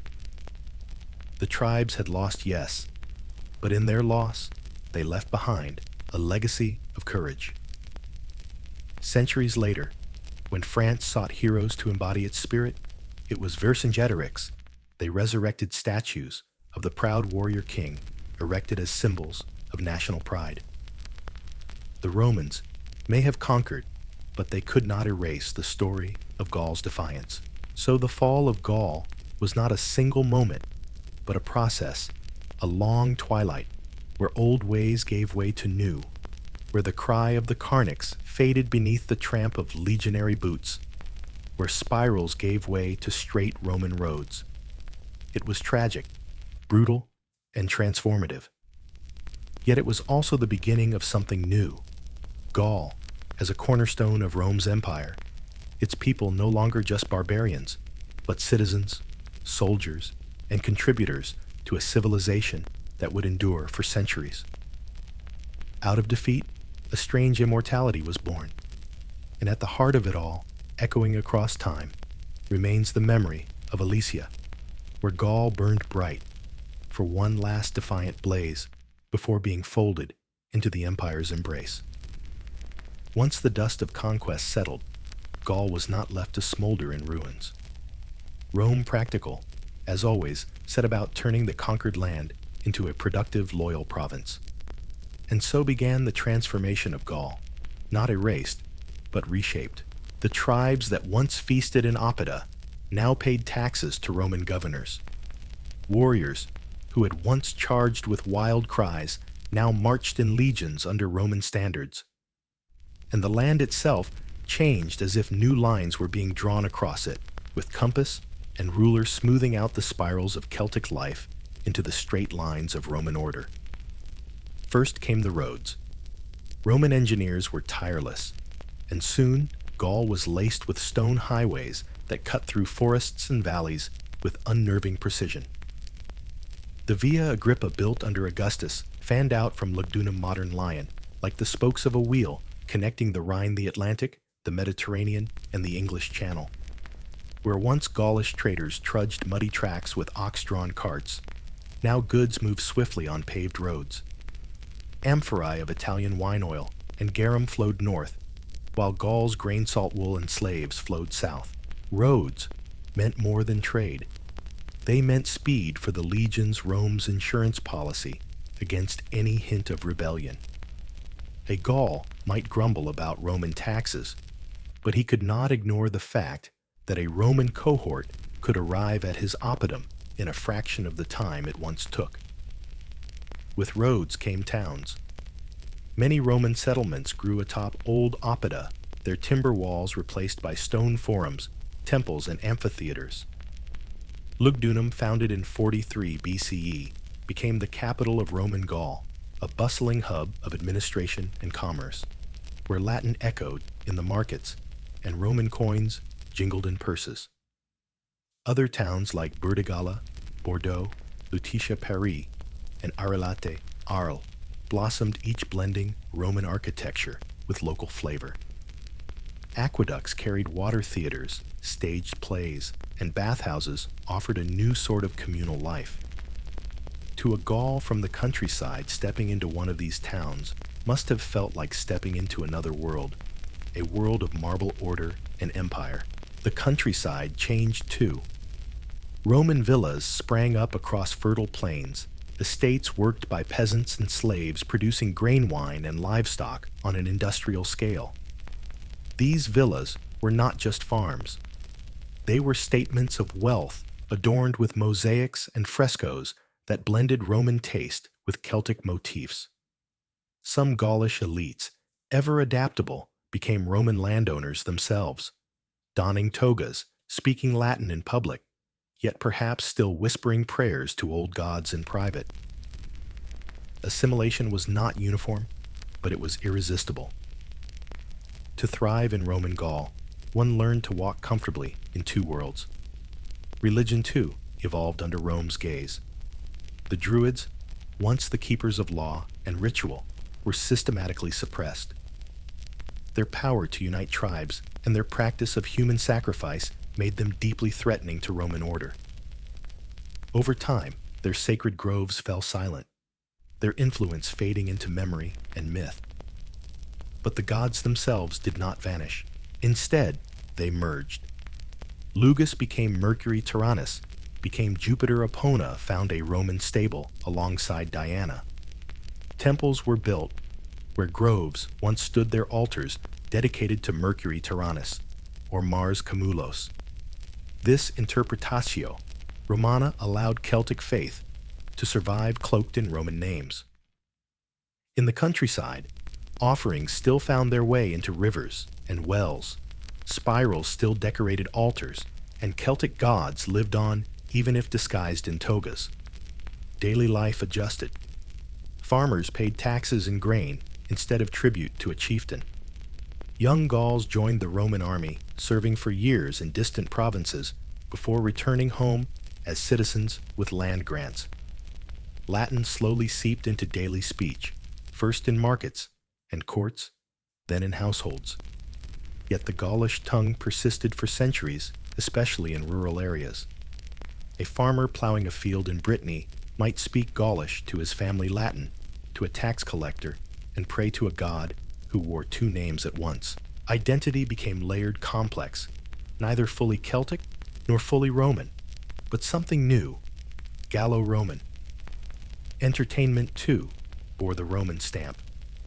Amphitheaters hosted gladiatorial games, where crowds of Gauls cheered as loudly as Romans for the clash of steel and the spectacle of blood. Public baths became social hubs, where men discussed politics while soaking in warm pools. Markets bustled with imported luxuries, glassware from the East, spices from Africa, silk from Asia, brought by the arteries of empire. For many Gauls, life under Rome was not merely oppression, it was also opportunity. Roads meant trade, villas meant wealth, and citizenship, once rare, became more accessible over generations. And yet, beneath the veneer of Roman order, the memory of independence lingered. The spirals of Latin art did not vanish. They found their way into jewelry carvings and Christian manuscripts centuries later. The Druids, though suppressed, survived in legend, their wisdom whispered in stories. The name of Vercingetorix was not forgotten. It smoldered in memory until France, many centuries later, resurrected him as a national hero. Rome had conquered Gaul. Yes, but Gaul had also colored Rome, leaving its mark on art, religion, and identity. So if you picture Gaul under Rome, do not imagine a land erased. Imagine a land transformed. Roads stitching valleys together, aqueducts arching across rivers, villas gleaming in the countryside, theaters ringing with applause. But also, imagine farmers still muttering in Gaulish craftsmen, still etching spirals into their work, and families still pouring libations into rivers for gods whose names were older than Rome itself. Gaul was conquered, but it was never silenced.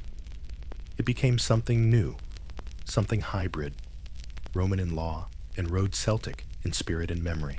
By the 1st century CE, the Gauls were no longer an independent people, but they were far from gone. Rome had absorbed their lands, stamped its eagle standards across their valleys, and laid its roads like veins through the countryside.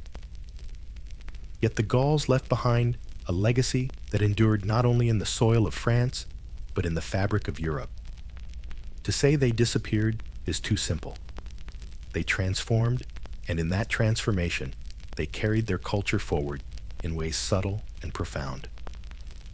One of the most striking legacies was in blood and bone. The people of Gaul did not vanish. They became Roman citizens. By the time of Emperor Claudius in the 1st century, CE, even provincial elites from Gaul could sit in the Roman Senate. Gaulish warriors served in Rome's legions, fighting as far afield as Britain, Africa, and the Middle East. Many returned home veterans, citizens, landowners, raising families who spoke Latin but carried Celtic ancestry. In time, the Gauls were no longer others, but Romans themselves, their descendants shaping the empire they had once resisted. And centuries later, when Rome fell, it was these Gallo-Roman communities that laid the foundations for what would become France. Their gods, too, lingered. Rome's policy of blending deities meant that Celtic figures were not extinguished, but woven into Roman religion. Lugus, the bright god of skill, lived on as Mercury. Epona, the horse goddess, spread beyond Gaul into the wider empire, her cult beloved by cavalry soldiers. Cernunnos, the horned lord of animals, appeared in carvings and survived as a shadowy figure in medieval folklore. Even Christian saints in Gaul sometimes inherited traits from older deities. Local springs and groves remain sacred only now, dedicated to Saint Martin or Saint Genevieve. The Gauls' spiritual imagination survived, reshaped, but not erased, flowing beneath the surface like an underground river. Their art also endured. The spirals, curves, and vegetal patterns of Latin design never really died. They migrated. In Roman Gaul, they decorated mosaics and jewelry blending with classical styles. Centuries later, they blossomed again in insular art, the illuminated manuscripts of Ireland and Britain, the Book of Kells, shimmering with spirals that trace their lineage back to Celtic Gaul. Even today, the Celtic knot is instantly recognizable, a visual echo of an Iron Age people who loved curves more than straight lines. Where Rome favored order, the Gauls favored motion, and in that tension, something lasting was born. Their language eventually faded, overtaken by Latin, but it did not disappear without leaving footprints. The Gaulish tongue contributed words to Latin and later to French. Place names across France, Paris from the Paris-Lyon, from Lugdunum Toulouse, from Tolosa, are living memorials to the tribes that once claimed those valleys. Even the French word for a mangars may trace back to a Celtic root. Language is a stubborn thing. Even when suppressed, it leaves whispers in accents, idioms, and names. And then there is the legacy of memory, the way the Gauls lived on in the imagination of those who came after. To the Romans, they were forever the barbarians who once sacked Rome a reminder of vulnerability. To medieval chroniclers, they became ancestors of the Franks, woven into origin myths that tied Gaulish past to Frankish present. To modern France, they became a national symbol.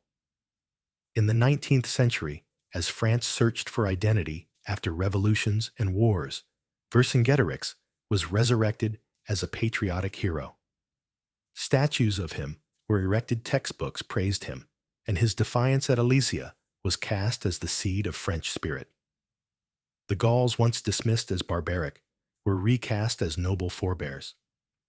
Their legacy even stretches into humor. The French comic Asterix, with its plucky Gaulish village resisting Roman occupation, keeps alive a playful version of the old story, the underdog outsmarting the empire. Behind the jokes and the wild boar feasts lies a cultural truth that the memory of Gaul, as defiant, proud, and spirited, still resonates 2 millennia later. So what remains of the Gauls? Not their independence, not their language, not their druids chanting in sacred groves. What remains is subtler, but no less real. Their blood in the people of France, their gods in the folds of Roman and Christian worship, their art in spirals and knots that still enchant the eye, their names in the map of Europe, their spirit in the stories we tell. They may have lost to Rome, but in losing, they became immortal.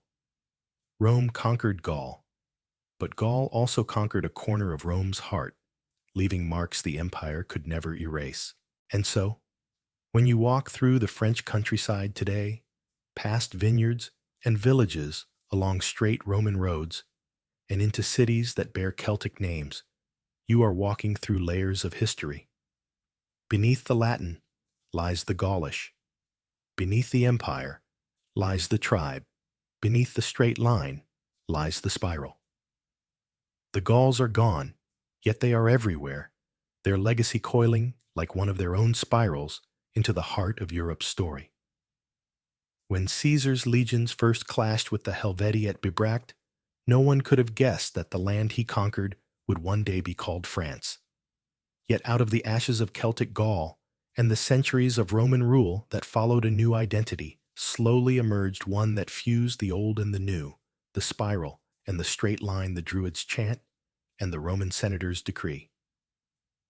The transformation from Gaul to France was not sudden. It was centuries in the making, a gradual layering of cultures, languages, and memories. Under Rome, Gaul became one of the empire's jewels. Roads connected it from end to end, towns flourished, villas thrived, and its grain and wine flowed to every corner of the Mediterranean. Gaul produced emperors too. Claudius, who extended citizenship to Gallic elites, and later Caracalla, who opened it to nearly all free men. The Gauls had become Romans, but Romans with their own accent, their own flair. A senator from Lugdunum was no less Roman than one from Rome, yet his roots still ran into Gallic soil. This was the first transformation from Gaulish tribes to Gallo-Romans. But history never sits still. By the 3rd century, CE, Rome's grip began to loosen. Germanic tribes pressed across the Rhine raiders, struck the coasts, and local leaders increasingly took power into their own hands. The Gauls, accustomed to centuries of Roman order, adapted once again. Some clung to Roman identity, others drifted back toward local traditions. In the chaos of the collapsing empire, Gaul became both frontier and heartland, a place where survival meant flexibility. Then came the Franks, a Germanic people whose name would eventually lend itself to France. They pushed into northern Gaul as Rome's authority waned.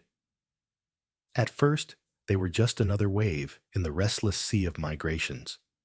But unlike so many others, they stayed. They conquered, settled, and in time, they fused with the Gallo-Roman population. The language shifted again, Latin evolving into the early forms of French, sprinkled with Frankish words. The old Celtic tongue had long since faded, yet in place, names and echoes, it still whispered beneath the surface. Paris still bore the name of the Parisiae. Lion once Lugdunum still carried its Gallic roots. Christianity also transformed Gaul. Where Druids once whispered prayers in groves, bishops now preached in basilicas. Saints replaced gods. Relics replaced sacred springs.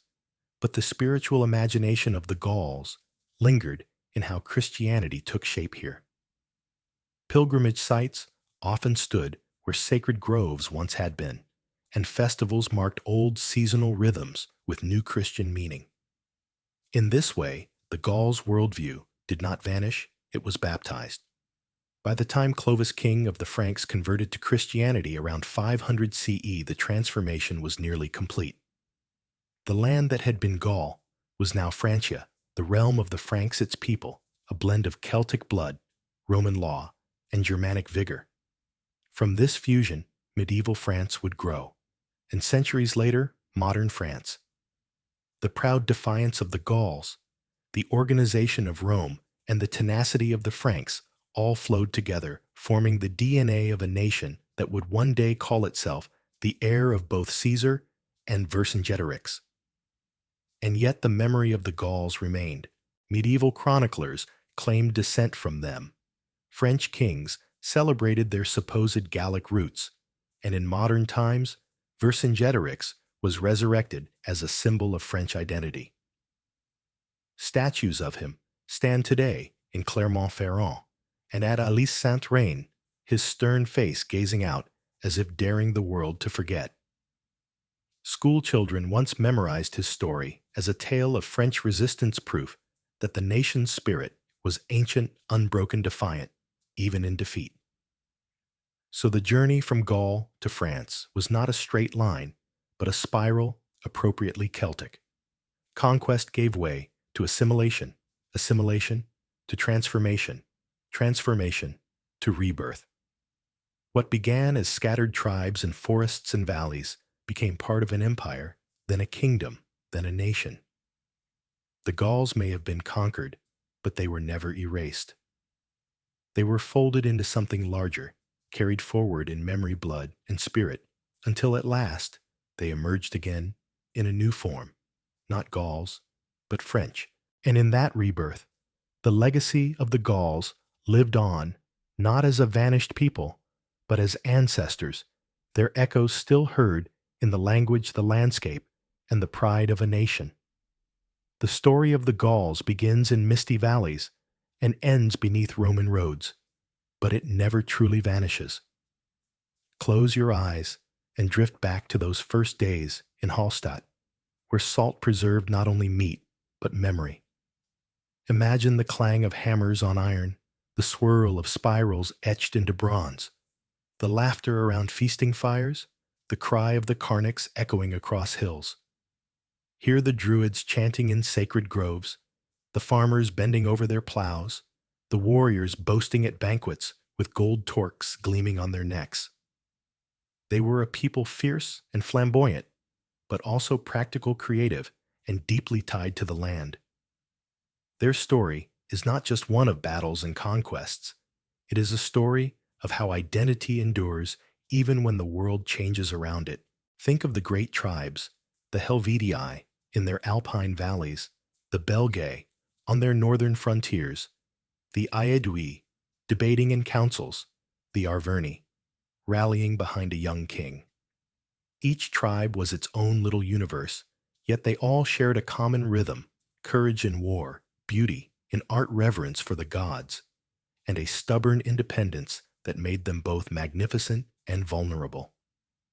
When Rome came, they resisted, they adapted, and in the end, they were woven into something larger. But not before leaving scars and memories that even Rome could not erase. Their downfall was not cowardice, nor weakness, but disunity. They fought like lions, but each lion guarded its own den. Only once under Vercingetorix did they roar together as one pride, and for a fleeting moment the world shook. At Gergovia, they triumphed. At Alesia, they fell. And in falling, they left an image so powerful that even Caesar, their conqueror, could not help but immortalize them in his writings.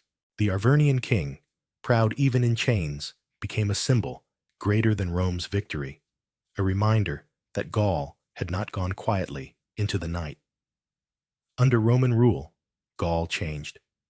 Roads and aqueducts crisscrossed fields where Druids once prayed. Latin mingled with Celtic tongues. Villas replaced Oppida temples, rose where groves had stood. The old spirals blended with Roman mosaics, the gods of thunder and rivers donned Roman names. Yet in every place name, in every fragment of art, in every whispered legend, the Gauls lingered. They lived on in the Gallo-Roman, and from there in the Franks, and from there in the French. The spiral had not ended. It had simply curled into new shapes.